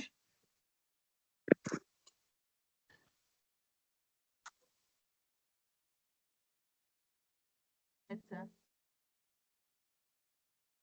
So, Maureen, your voice is very low and we can't hear you.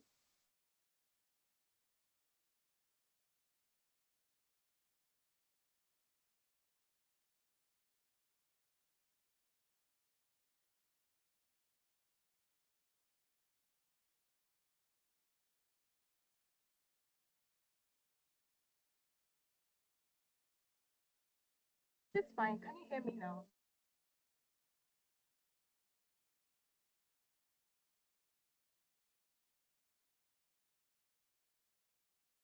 Oh, I joined.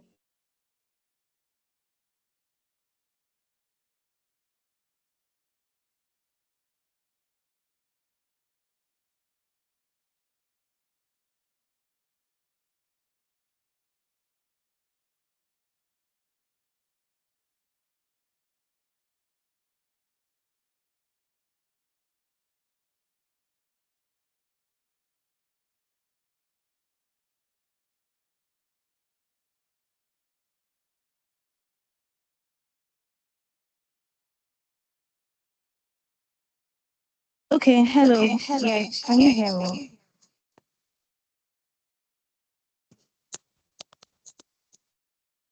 Just let me know. So we can hear you, but I think you were echoing. Network is bad.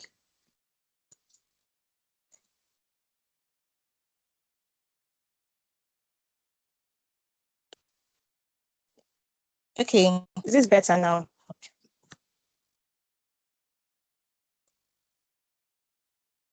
Speak up. It's better. I hear you. All right, please, can you see my screen? Let me know if you can see my screen. Yeah, we can see your screen. All right. Good evening, everyone. My name is Maureen Nekeng. I'm representing And today I'm here to introduce you to a solution called AutoMind that is not just about cars, it's about peace of mind, cost savings, and simplicity in vehicle maintenance. So AutoMind is the bridge between technology and the everyday needs of vehicle owners in Nigeria. Here's why I should be excited. So we found a problem where vehicle owners often miss crucial maintenance schedules due to lack of reminders, leading to unexpected repairs and shortened vehicle life. I also found that there is a gap for a localized, user-friendly solution that caters for all tech levels. And so as a team, we came together after much data gathering and research. We developed AutoMind, and we found four solutions I'm going to talk about soon. So one of it is that AutoMind will simplify maintenance scheduling. So with our integrated calendar, vehicle owners receive timely reminders for services through their preferred method. It could be through app notifications, emails, SMS, or even USSD codes for basic phone users. So this means no more missed oil changes or tire rotations. Another solution is that AutoMind would offer a digital logbook where every service, parts replaced, and cost is recorded. So this is not just going to help in tracking vehicle health, but it's going to add value, especially when reselling a car or for even insurance claims. Another solution is that AutoMind will integrate with auto repair shops. So it's going to allow repair shops to update service records directly, ensuring accuracy and saving time for both the shop and the customer. And lastly, AutoMind is going to cater to all tech levels. So our interface is going to be designed in such a way that it will be intuitive. And with a single screen dashboard, it's going to show only what is most important. So for our less tech-savvy guys, we offer USSD functionality to access these key features. And these are the key features listed below. Right, so our use cases, what does these customers really want? They want a timely maintenance reminder. They want a well-documented service history. They want, of course, discounted services and easy navigation across the app, right? Now, what is our value proposition? So we look to extend vehicle longevity. So imagine never missing a maintenance schedule. Of course, we're going to extend the life of vehicles across Nigeria and West Africa. Right? And AutoMind is also going to be cost effective. So it's going to help users save money by preventing minor issues from becoming major ones. And it's also going to give users peace of mind. So imagine knowing that your vehicle maintenance history is well documented and accessible somewhere. It's just going to give you that sense of security, of course. And lastly, AutoMind is going to provide accessibility. So what we're going to do is going to make vehicle maintenance management accessible to everyone, regardless of their tech comfort level. So it's going to make this innovation is going to make AutoMind very inclusive. Now, who is our target audience and what is our market potential? So we have vehicle owners in urban and semi-urban areas in Nigeria and West Africa. And our secondary users are auto repair shops. Now, Nigeria has millions of vehicle owners, many of whom are looking for ways to manage their maintenance more effectively.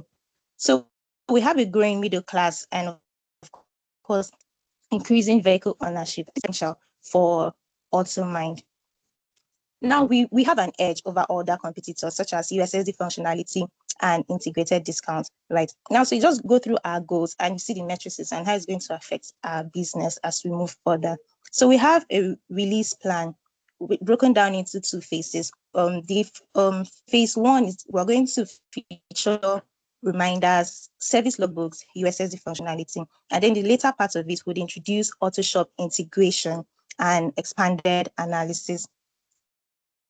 Now, how are we looking to make money, right? So one of the ways we're looking to make money is through premium features. So while we offer core functionality for free, we'll introduce premium features that users can subscribe to, right? And we can also introduce something like service booking and commission. This is where we're partnering with auto repair shops. And we can also advertise. We can have targeted ads, right, for these auto repair shops. Some of them sell business car parts and all of that. So that's how we can integrate for it. We can make money. And so with how we're seeking investment, right, on how to enhance our based on our user feedback. We also want to expand our marketing to reach more vehicle owners. So we will do something like digital marketing and even local advertisements, right? And then we can also scale our partnerships with auto repair shops across Nigeria and West Africa.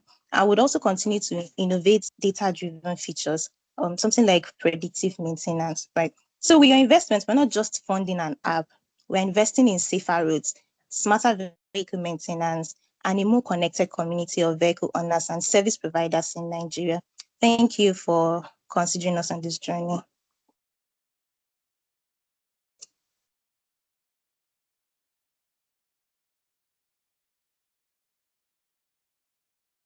All right, well done, group 18. Auto mind. Excuse me.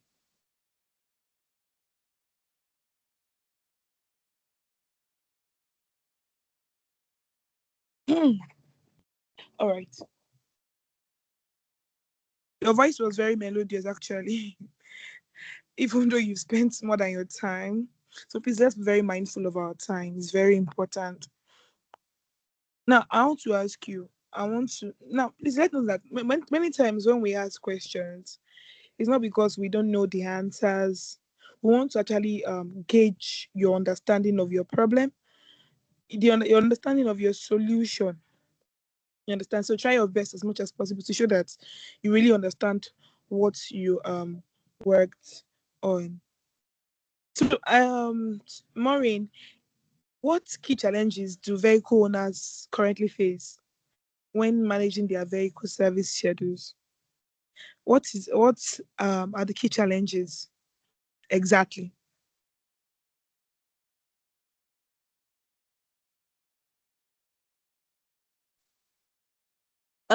Oh, okay. Okay, so Maureen's They find it difficult to. bad. It's actually very poor. Okay, I can hear you now. Okay. So one of it is difficulty in the consistency of maintaining their cars. So they need reminders. They just lose track basically. Forget their service due dates. Yes, of course. Okay. Now for how would you classify your target audience? Who are your primary target audience? They are mostly vehicle owners. For the primary target personas, they are mostly car owners, age between 25 to 60, I think. Yes. And they're working class people from middle income, working in the corporate world, or business owners basically. So And you then are for the actually secondary tech yeah. user. I said you are focusing more on the tech savvy users, people that know their way around tech. Oh Or are you no, of course. Well, we also considered we also considered because transport owners, the drivers in a bustling town like Lagos. Of course, these people many of them don't even have access to smartphones. They're not interested in using it. So they are more inclined to using button phones and all of that. That's why we introduced USSD functionalities for them. okay? So that means you have to work on your UX user experience and even the interface so that people that don't even know how to use technology can be able to navigate their way around that. And so what types of alerts and notifications with the app support? I didn't get that question, please. What types of alerts and notifications with the app support? Are you going to working with emails, SMS, or just app notifications? No, I mean it's going to cater for the customer's needs. So we there are many options. You can decide to have app notifications, emails, SMS, even through USSD codes. There are many. So we offer all I'm of talking those about features. the notifications now. I'm talking about the notifications basically, since a lot of people forget their schedules and all. So how do you want AutoMind to, what alert and notification is AutoMind supporting?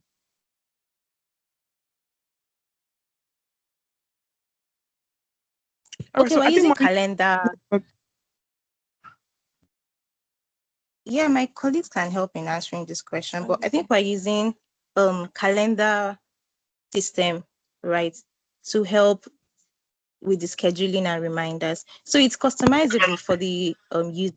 They can choose whatever time they want, and it's the using calendar system, and it's just going to help them, right? Okay, so what's your business model? What's your monetization? Your revenue model? Also, we have a few. One of which is what's it called?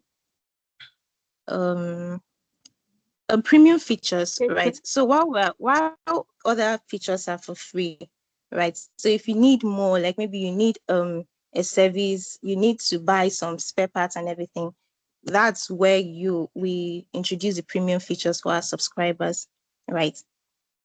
And another one is through service booking and commission. So here we aim to partner with auto repair shops, right? Where they pay like a booking fee. We charge a small fee for each service booked through the app. And also we can also go through advertisements, right? So imagine all these what's it called? Also related businesses that sell spare parts, even insurance companies, right? So we can collect data and on all of that information, and we can offer targeted advertising space to for these businesses where the customers can access. Hello, Maureen. Because of our time, sorry for cutting you. Why should we use AutoMind above its competitors? So anybody in the group can answer, please. Okay.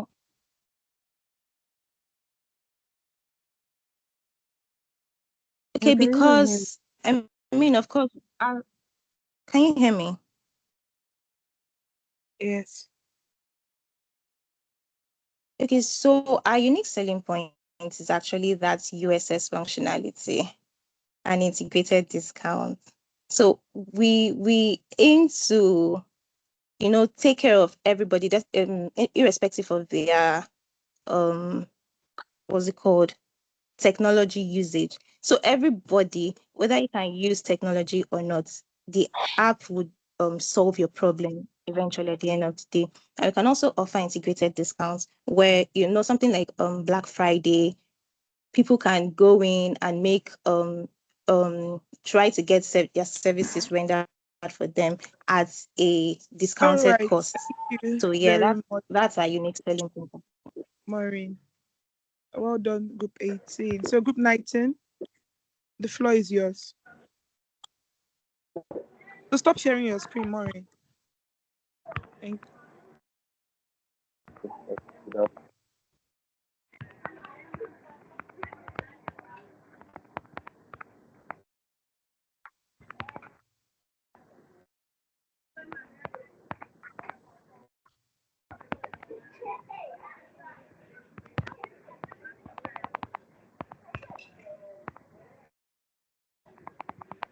So group 19, are you there?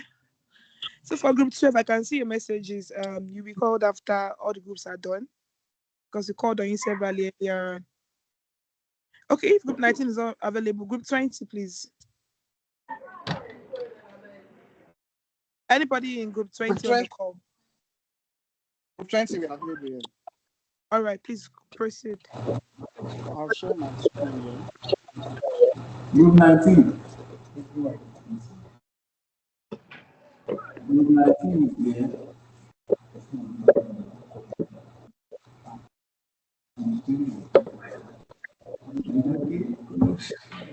So while it's setting up, note that You're going to be Group participating in 19. nation this week, and there's a pass mark. The pass mark is 60 marks. The Is my screen up that will be taking place. for group 20? Yes, your screen is on, but we cannot see your slides yet. Okay. Now you'll be having your examinations this week. That's the final examination later in the week. This week. And also, the deadline for your certificate payment is on Thursday. Kindly note that everyone who meets up with the deadline will be getting their certificate on the graduation day. So that means you are graduating with your certificate. And the boot camp is starting immediately after the graduation on Sunday. So I don't think you want to miss out. Don't worry, on Sunday you will see some of the boot campers, the present boot campers, and a great time to actually put to work all what you have learned. You're going to be working on 2 more products. You're going to be building your brand as a techie, as a product manager. That when anybody remembers you, that, oh, I know this girl, I've seen her before. She's a product manager. So it's going to be a great one. And kindly note, if you have made payment for the boot camp and you are not in the boot camp group, please message any of the admins. People are already in the group already. So if you are not yet in the group, message Debbie or any of the admins to add you to the group immediately. If you make payment for your certificate, message any of the admins as well. It is very important. All right, so group 20, proceed. All right. I hope I'm audible and my slide is showing. Okay, so I guess some people are making noise. I'm going to have to mute everybody, then you unmute yourself, presenter. So presenter, you can unmute yourself now.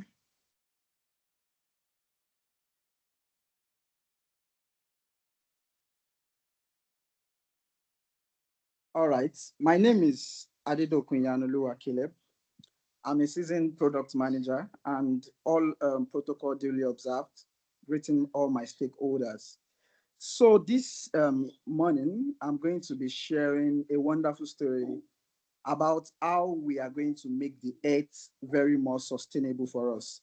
We're going to be talking about our product, Eco Compare, and we have a very wonderful problem statement here, showing us that shoppers actually struggle to actually compare the sustainability of products, especially in terms of the environment and ethical factors. Now, this has actually caused a lot of lack in transparency, making it very difficult for conscious consumers to actually make informed decisions.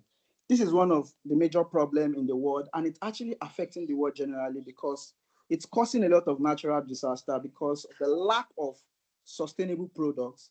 We can see here that as a shopper, most of our shoppers, they want to compare product sustainability.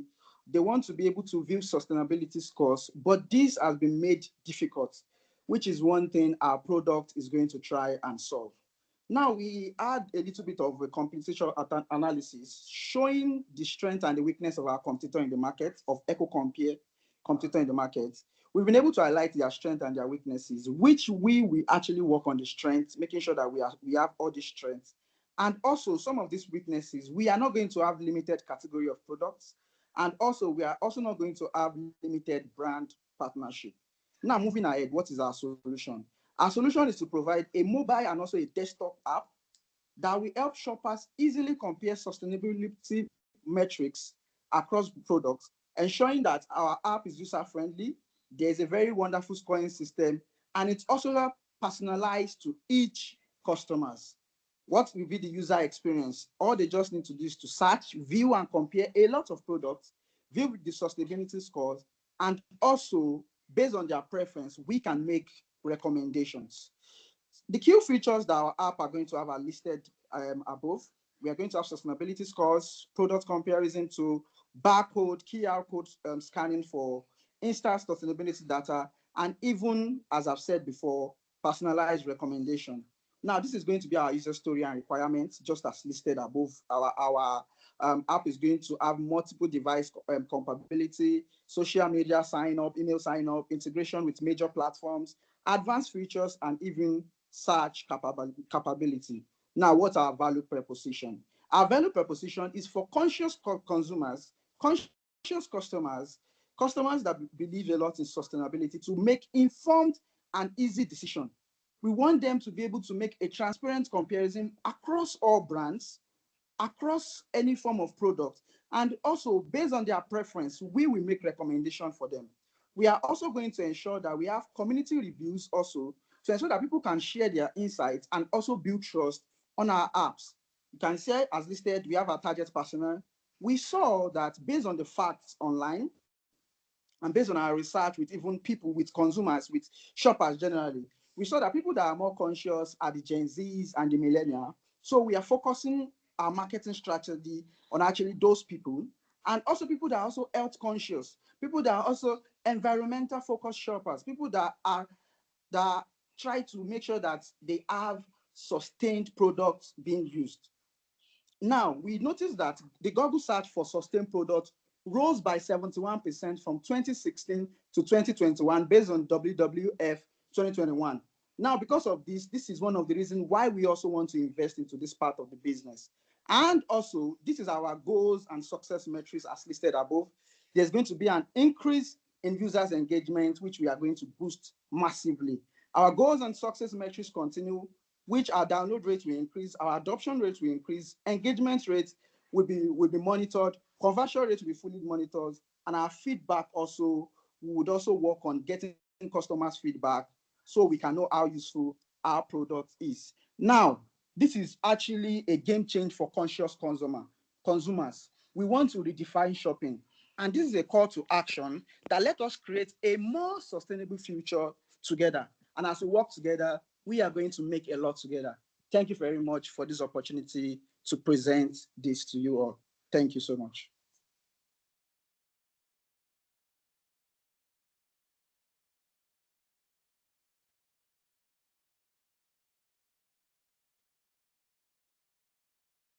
All right, well done, Group 20, Echo Compare. All right. Okay, so now many people are not even aware of all these things that we need to do to keep our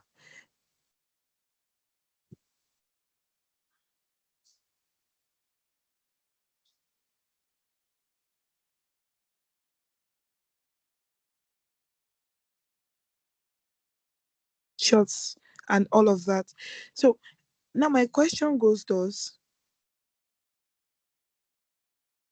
First of what age group, what income level, and what geographic location should Echo Compare focus on?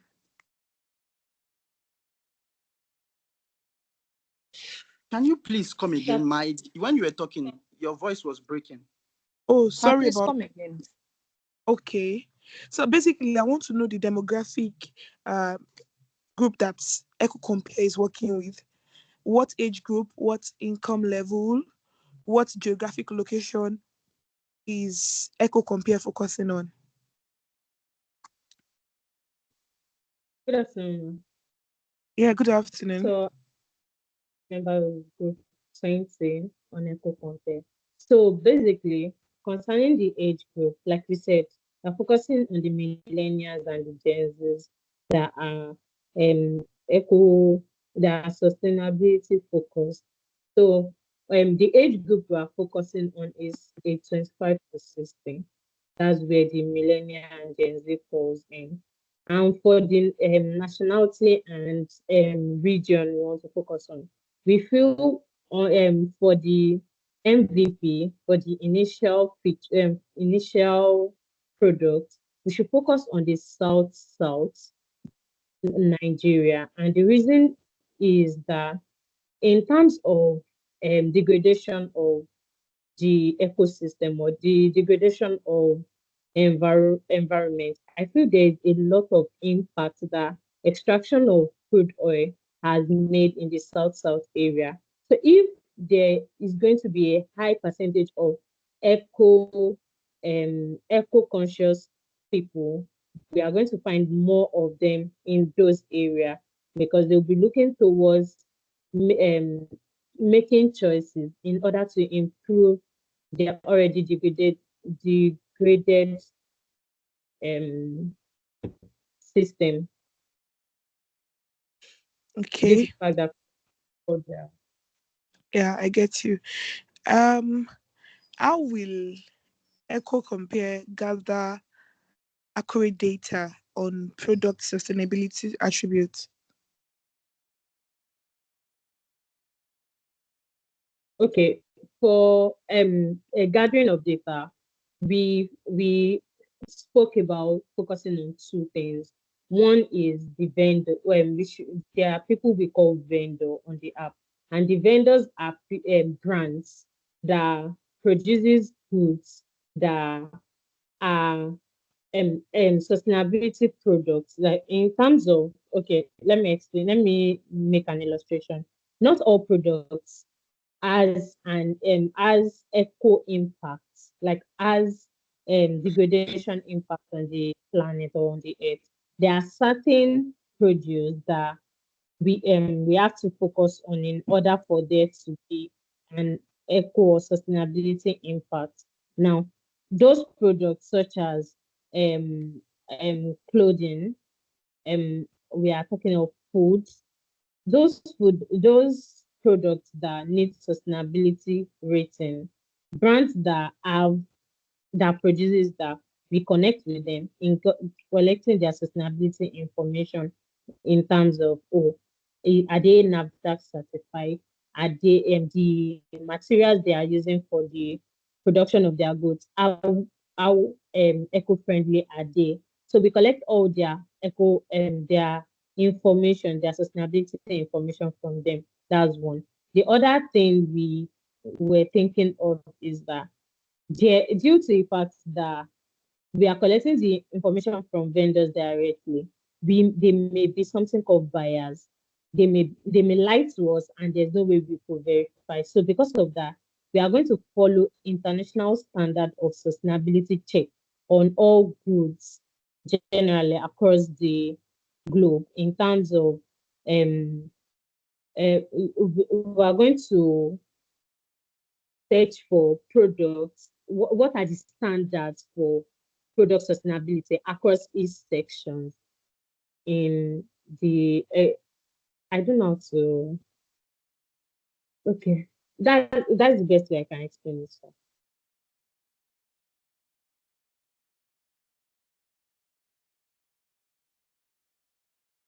Okay. Okay, so sorry. In addition to what Okay. she has explained, okay, Henry, you can come up. Henry, you can come up. Yeah, it's Paul. Just to add from what Aisha has presented, talking about international standards for sustainability, like in case of Nigeria, we have bodies like Standard Organization of Nigeria.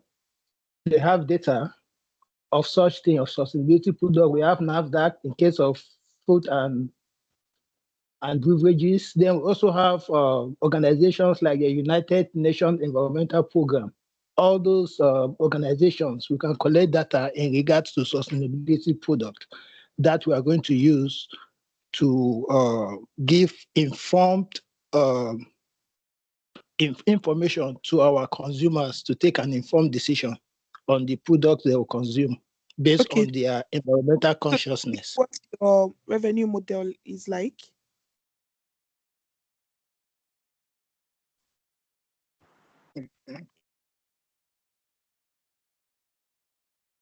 I'm waiting. Your business model, your revenue model, your monetization strategy. Aisha, are you there?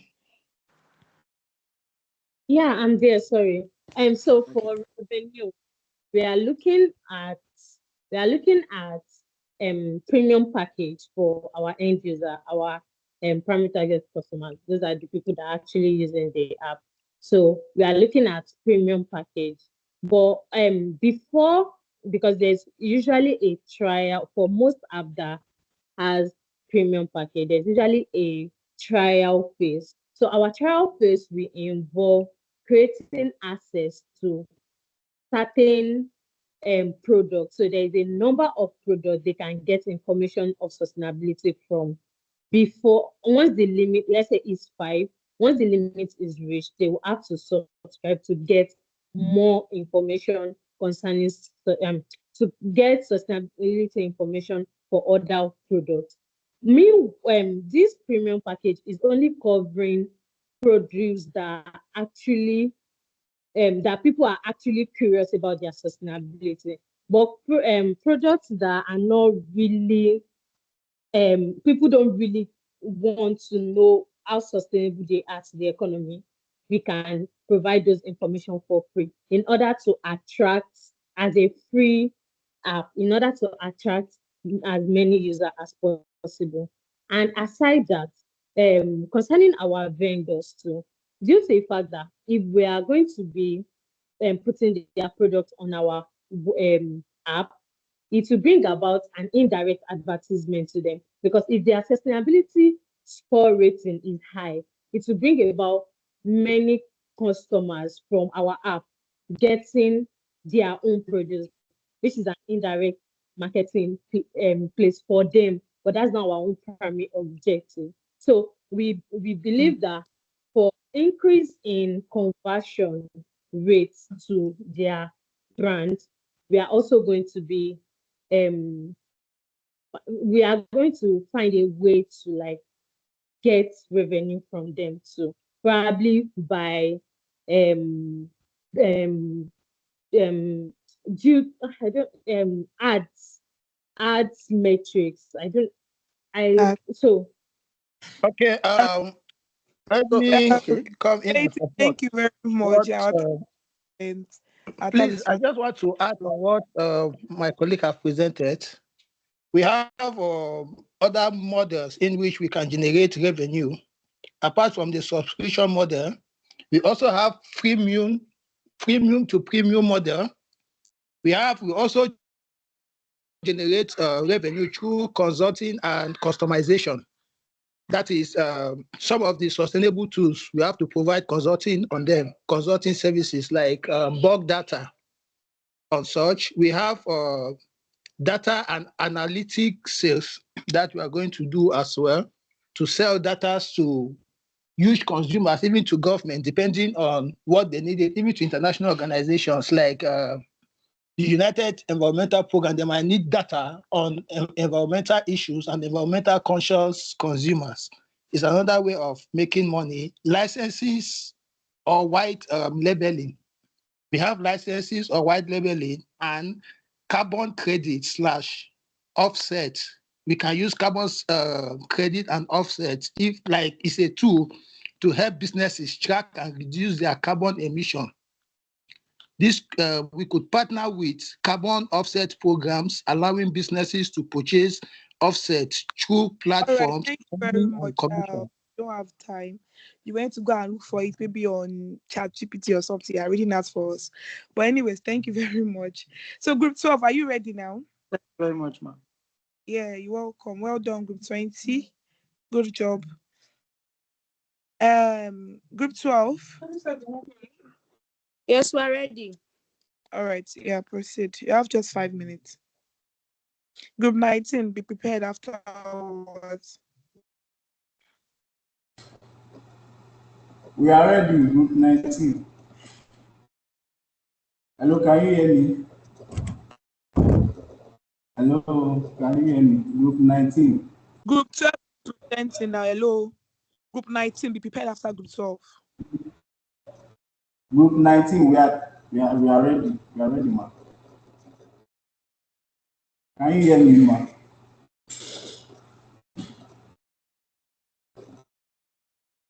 Group 12, are you ready? Okay.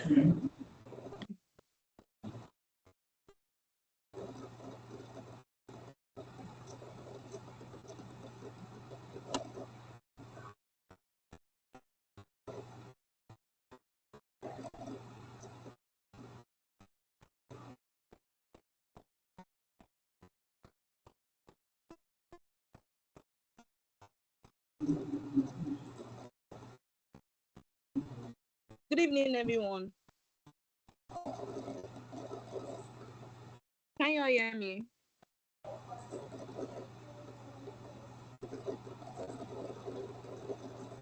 We can hear you. Okay. This is our product. The name of our product is RecruitX, and this product is to help solve solution for startups that are trying to um, carry out their hiring process. So RecruitX is here to ensure that candidates that they have quick access to hiring process, like this startup. And these are gaps in current solutions: the lack of integrated job posting, candidate evaluation, and tracking tools. So research shows that this survey highlighted 43% of startup companies which reported difficulty in finding candidates with the right choice of technical and soft skills.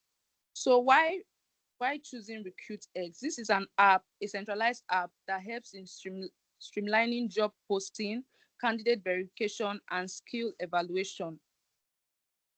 So who is our target personas, our customers? Is the startup owners. Startup owners, they are the first primary target personas. And it's for startup owners, it helps to simplify hiring process, it saves time, and it reduces costs. So why choose our app, RecruitX? It saves time, it automates manual hiring tasks, and it is cost effective. So our growth strategy, these are expected revenue sources: subscription plans for premium services, partnering with job boards for referral commissions. Then the third one is monetizing value added services like resume templates. So these are our goal and success criteria. We measure RecruitX success through our user satisfaction. So we want to ensure that we achieve a 4-star rating and increase our successful hires by 50% in the first year. And for our cost reduction, we want to aim at decreasing the cost per hire with 15% within 6 months. So RecruitX is a platform that will ensure a high-pitch hiring process by helping startup business in the following ways: verification of applicants through a data-driven process, availability of applicant information to employers who can filter candidates based on their location, skill proficiency, years of experience, and other key metrics. Thank you very much.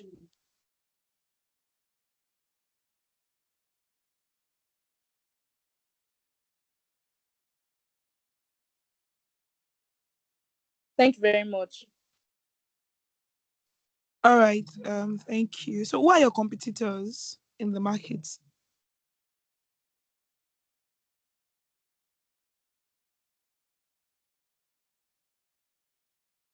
Who are your competitors?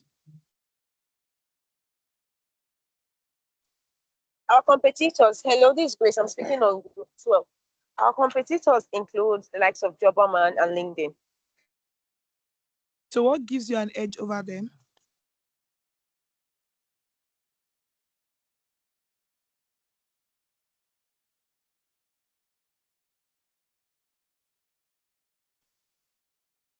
Okay, so what gives us an edge over them is that we are able to engage a recruiting process where business startup, those people that don't have so much to pay it, have people that they can hire to give them value for whatever they are being paid for. Because we know that most times startups don't have a lot of money to hire specified people with specialization. They tend to hire an individual that will be able to do 2 or 3 things.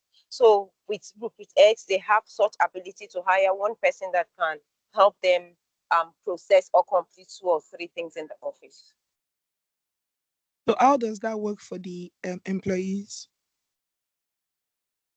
Do you think that's what employees want to do? Do you think that can be a fascinating feature for them? Yes, it can be, especially for the startups, because with time when No, I'm they now talking have about more for the money and they are employees. more. Now I'm talking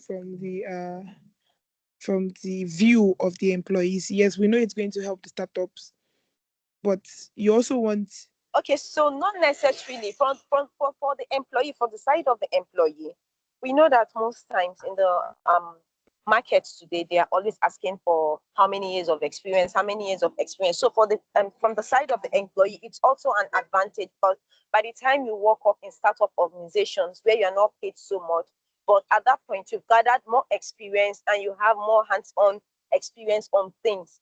When you are moving forward to go to higher organization, you're coming in with the experience or with the idea of, oh, I've done this in this place and I've done well. I also handled this and I also did well. So at that point, you have more experience and then you can go for higher things. So it also benefits the startup for the employees. Okay, now I get the whole concept of you getting experience, but I don't know if it's going to be fascinating to know that you're going to be doing tasks, maybe a 3-row task or 3-task role, and you'll be paid stipends because you want to gain experience. I mean, if it's okay, like for example, you are learning product management. Now you see a role, even if you're not going to be paid, but it's on product management. Okay, yes, you decide to volunteer, right? Yes, you know you're getting the experience. But what if you now see an opportunity where you have to work as a product manager, you have to work as a digital marketer, you also have to work as a data analyst? Will that be fascinating for you? Okay, so at that point, it might not necessarily be fascinating. It can really be overwhelming. But at the same time, an organization that is wanting you to do that, it could also come in with training. So at that point, they can also train you to fill in for that position. So it's as well as it's overwhelming, you're also benefiting from that training and having an idea or an experience in that field too.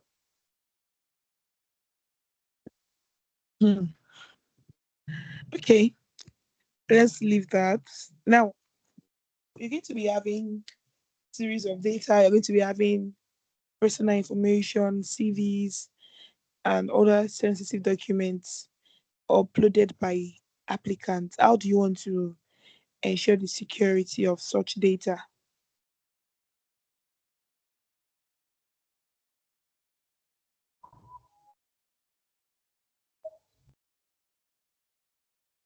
Group 12. Okay, that's, I can hear you, ma. That we are Okay. actually still I hear you, processing, ma. but we'll plan on. Hello, can you hear me? Yeah. You can go ahead. Okay. Just like I was saying, that is actually still being put into process to get every necessary step to ensure that every individual data that is being uploaded is secured. So we're still working on getting valid ways that will ensure the security of every data that is uploaded on the website. So just try and make a research on that, and how you can, ensure the security of data is very, very important. Well done, Group 12. Group 19, the floor is yours. You have just 5 minutes.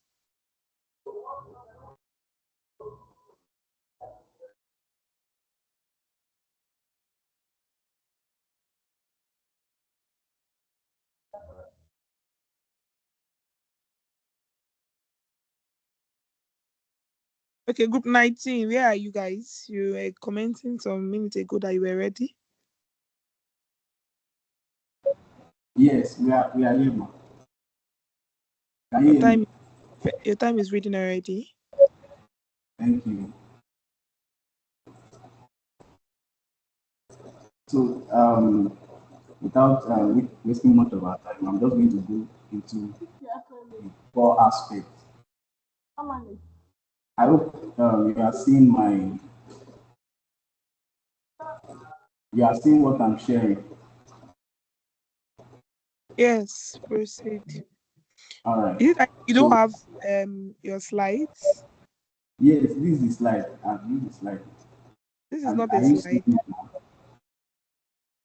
Okay. This is a document. This is a Word document or something. Okay, I'll make use of the PowerPoint now. I have the PowerPoint now. Yes, that's what we want.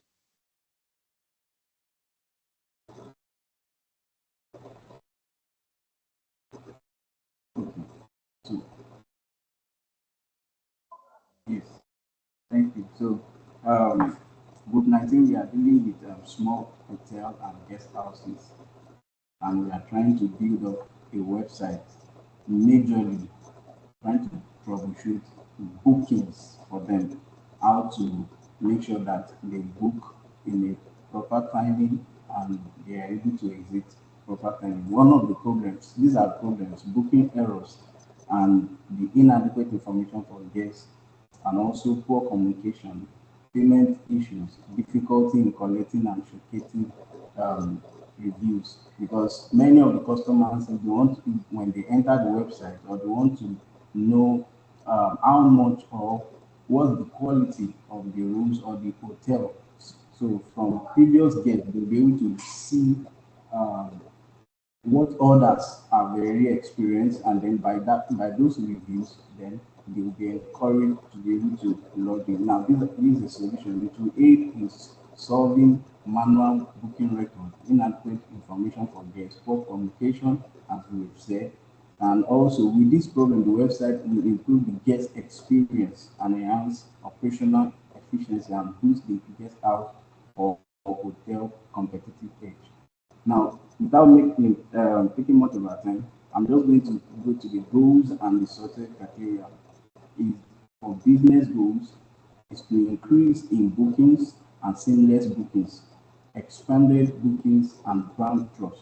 Operational goals. Operational goals is the ultimate processes reduce errors, basically for booking stuff, so that we'll not have two clients booking for the same room in the same hotel. Also, the guest focus goals to enhance guest experience, simplify the bookings, improve communication. And the marketing goals also to support the digital marketing efforts, enable social media integration. And then lastly, financial goals to boost our revenue and also boost the effective operation. So with this now, if we are going to, many of some of the features that we are trying to add so that this can be effected, the solution that we are trying to provide can be effected majorly, so that both bookings, communication, and guest experience will be effective, and so that our guests also will be able to see that, okay, what we are trying to do, we are trying to give them comfort and also easy access and required information for the hotel. So one of the key features that will be put in there at the home page, where the company vision, the mission, and the goals will be displayed to see how serious we are and we are able to take care of them. The mission and vision, one of the mission and vision is going to be the welfare of all of our clients that are coming in, to make sure that they have a good experience. And also the overview is showing or displaying about the company, the text, the pictures, the hotel pictures, rooms, and the likes for the guests and the likes, which will also be editable for users. Now, sorry. So also the info and prices. This is where the guest reviews are. That's where after the guest was successfully book and then come in, experience the room, experience the hotels, and were able to check out. Then they will have the license to put their reviews on the website, because we are trying to build a website for them, so that they could is on the website all these transactions and uh, all these things taking place, so that they can see it. So anybody who enters the website will be able to see our guest our past guest reviews, and with that, to be able to judge and be able to know that, okay, this is an hotel or a company to trust that will give them a better experience. And also we'll put in a login and sign up details so that they can have an account with us to make it easier. So we know, with that, we'll be able to know our clients, our customers, those ones who truly want to be having a consistent flow with us constantly, maybe because of their job wise and the like, so that we can consistently have a room booked for them, and it will be there in their account. Because with the account, we are going to create what we call a transaction. We call it, sorry, we call it a business transaction page for them, so that they will both have both virtual card and also what we call premium card. That's for those who are ready to sign up with us. Majorly, they will sign up, but those who are ready to be a permanent client with us, they will be able to have any of the cards. The virtual card is going to be for the normal regular users that just come once in blue moon to take any of the rooms of our operation, and also for those ones that are permanently, like more or less like, okay, in a week they will lodge or they will actually be with us. So we know that some of them, they are actually permanent, so they will state itself in the account which they will create with us on the website. So we're able to know which of the card to give them, and with the card, they will use the card on the website to also make the payment on the website, which is also to fast track a security, so that the account will not be hacked, their website, and the money also will be saved. The transaction also will be saved. So also in that on the web page, we are going to showcase all of our hotel buildings and rooms for them to be able to see and have an experience of it before they even come. So they will have an experience of it, and also see our 19. Kindly round off. Okay, thank you very much. Sorry. So lastly is we are going to show them the hotel room, so that for guidance to help them even before they come, so that they will be able to have a wonderful experience with us. Thank you very much. Thank you very much, ma'am. All right, well done, group 19. What's your product's name again, please? The product name is website for small hotels. Website for small hotel and guest house. So that's not a name. So you are supposed to give your product a name. You're supposed to do that. You and your team members are supposed to. You can see how other products have been. We've had several products today with different names. So you guys should come up with a name. Edit that so that you can have something tangible. You understand? All right, now. So for this beautiful website of yours, I want to know, how will your website address payment issues and ensure smooth transactions for both your guests and the hotel owners? Okay. As I said earlier, majorly we are going to fast track the transaction on each of our customers' accounts, and it will be stated in the login account. It will be stated in the account. Those ones who are going to be a regular client with us, so that we can give them either the premium account, the premium card. We are going to be using a virtual card for them to aid easy access for payment, and also to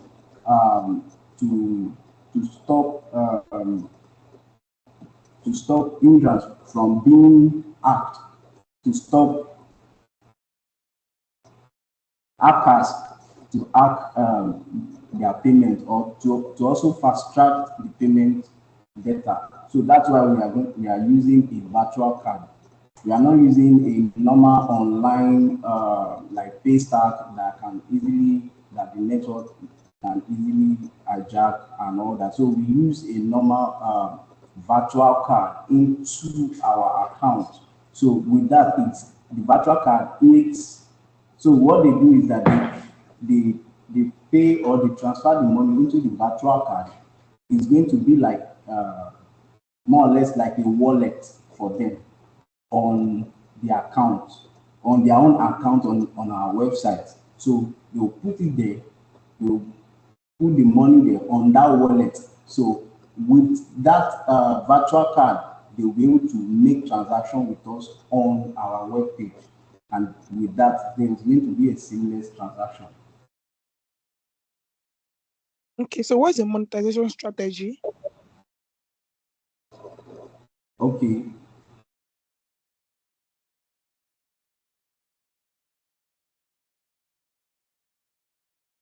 I can't hear you if you are speaking. So it's basically, I believe it's just how we are going to make money majorly, and the strategy that we can using, that's why we are fast tracking the transactions on the website majorly. That's it. What is your how do you want to make money with this product? Okay, I want to make money. Yes, is through the transaction, through the virtual card. So there's going to be charges, more or less like a charges for both they topping up on the wallet, and also the transaction that they'll be making with us. So at least there'll be a charge of minimum of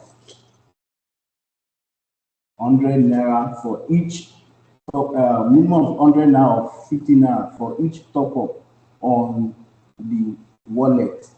And also it's just going to be more or less like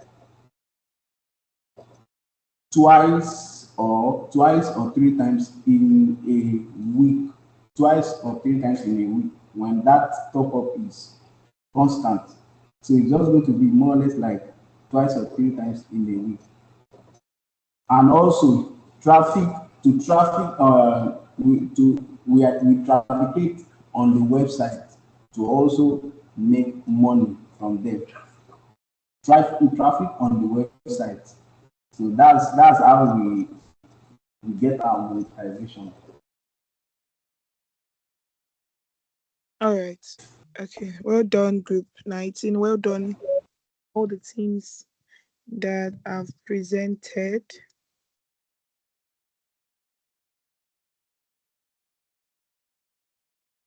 Okay, now, so before we go, we are closing in the next 2 minutes max. I want us to know that everybody has done a good job. To be honest, many of you can't believe that we would have come this far, right, within this short time. So kudos to you all. And trust me, the main purpose of this pitch is not, and even the whole project in general, is not because you want to be first position or you want to be among the top 5. That's not the main. That's not the main reason. The main reason is for you to actually have a product. Now you can call yourself a product manager because you have already worked on at least one product. You understand? So when anybody asks you that, oh, you say you're a product manager, which product have you worked on? You can say, oh, yes, this is a product that my team and I worked on. It's called Propify. It's called Route Savvy. It's called Invest View, whatever name. You understand? So you already have something to yourself, to your name. So all the corrections you have received, kindly go and put it. And it does not have to be about your product. Maybe it was even someone else's product and you feel like, oh, we also need this in our own products. Please, anything is for you. BeTechified will not go and develop this product behind you, right? They are actually for you. And you can also decide to actually work with designers and engineers, even after this program, to bring this product to life. Yes, you can actually make it. There are many products here that are very unique, that are not widely used here in Nigeria. You can do that, and that in fact, it solidifies you as a product manager. You understand? Yes. So congratulations to everyone once again. And for the top 5, they'll be mentioned during the week. But everyone, every group is required to work on the design of their product. That's your prototype. I-Fi design, please take notes. Yes, want to see what you have in mind. We've learned a little design last week, right? So just get your hands dirty. It's very important. If you need more information, there are several information on YouTube. You can as well proceed, get your hands dirty, design something, and it's just an MVP. You don't have to have all the whole features in the whole world there, right? Just let's have the features that will allow it to do the work which it is supposed to do. And next week, several people will be joining us. We'll be having some CEOs, some founders join us here as well to talk to you and also to even judge the top 5. You understand? And also note that by this time next week, we are eating our graduation rice and chicken, right? Yeah, so we are going to be graduating from this class this time next week. Look how far we have come. Just when did we just start this, and look at how much knowledge we have gained. So congratulations to you. This is the last step. Can you note that we still have classes this week? Yes, we have classes this week. Ensure you submit your assignment. And we also have our examinations, like I have said earlier. The pass mark is 60. If you don't pass on first trial, you have the opportunity to take the exam twice more, making 3 times. But you don't still get to the cutoff mark at the end of the 3rd time, you have to retake the course, because we will not be giving you a certificate even if you have made your payments for it, because that means you're not yet ready. You're not yet ready. We are not confident that, if you get an opportunity, you're going to, you know, uh, represent us very well there. So that means you would have to take the course. And the registration for the new cohort has begun already. So if you know anyone who is interested, the link will be sent to the groups again. If you know anyone who you think it will definitely help, you can as well share the link to them. Yes, we are on a mission, and we believe that many people through BeTechified would enter tech, will land their first roles, their first tech roles, their first roles in tech, and we do great things in tech by God's grace. So with that, we have come to the end of today's meeting. So please kindly ensure that you go over all that you need to go over, do all the corrections you need to do, and prepare. Like I said before, the deadline for the payment for your certification and the boot camp is on Thursday. So if you know you are going to be getting your certificate with your peers on Sunday, it's better to get make your payment as soon as possible. Have a good evening, everyone. Good night. Good night. Night. Thank you. God bless you. Good night. Good night.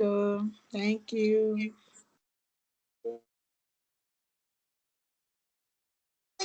Thank you. Mommy, too much.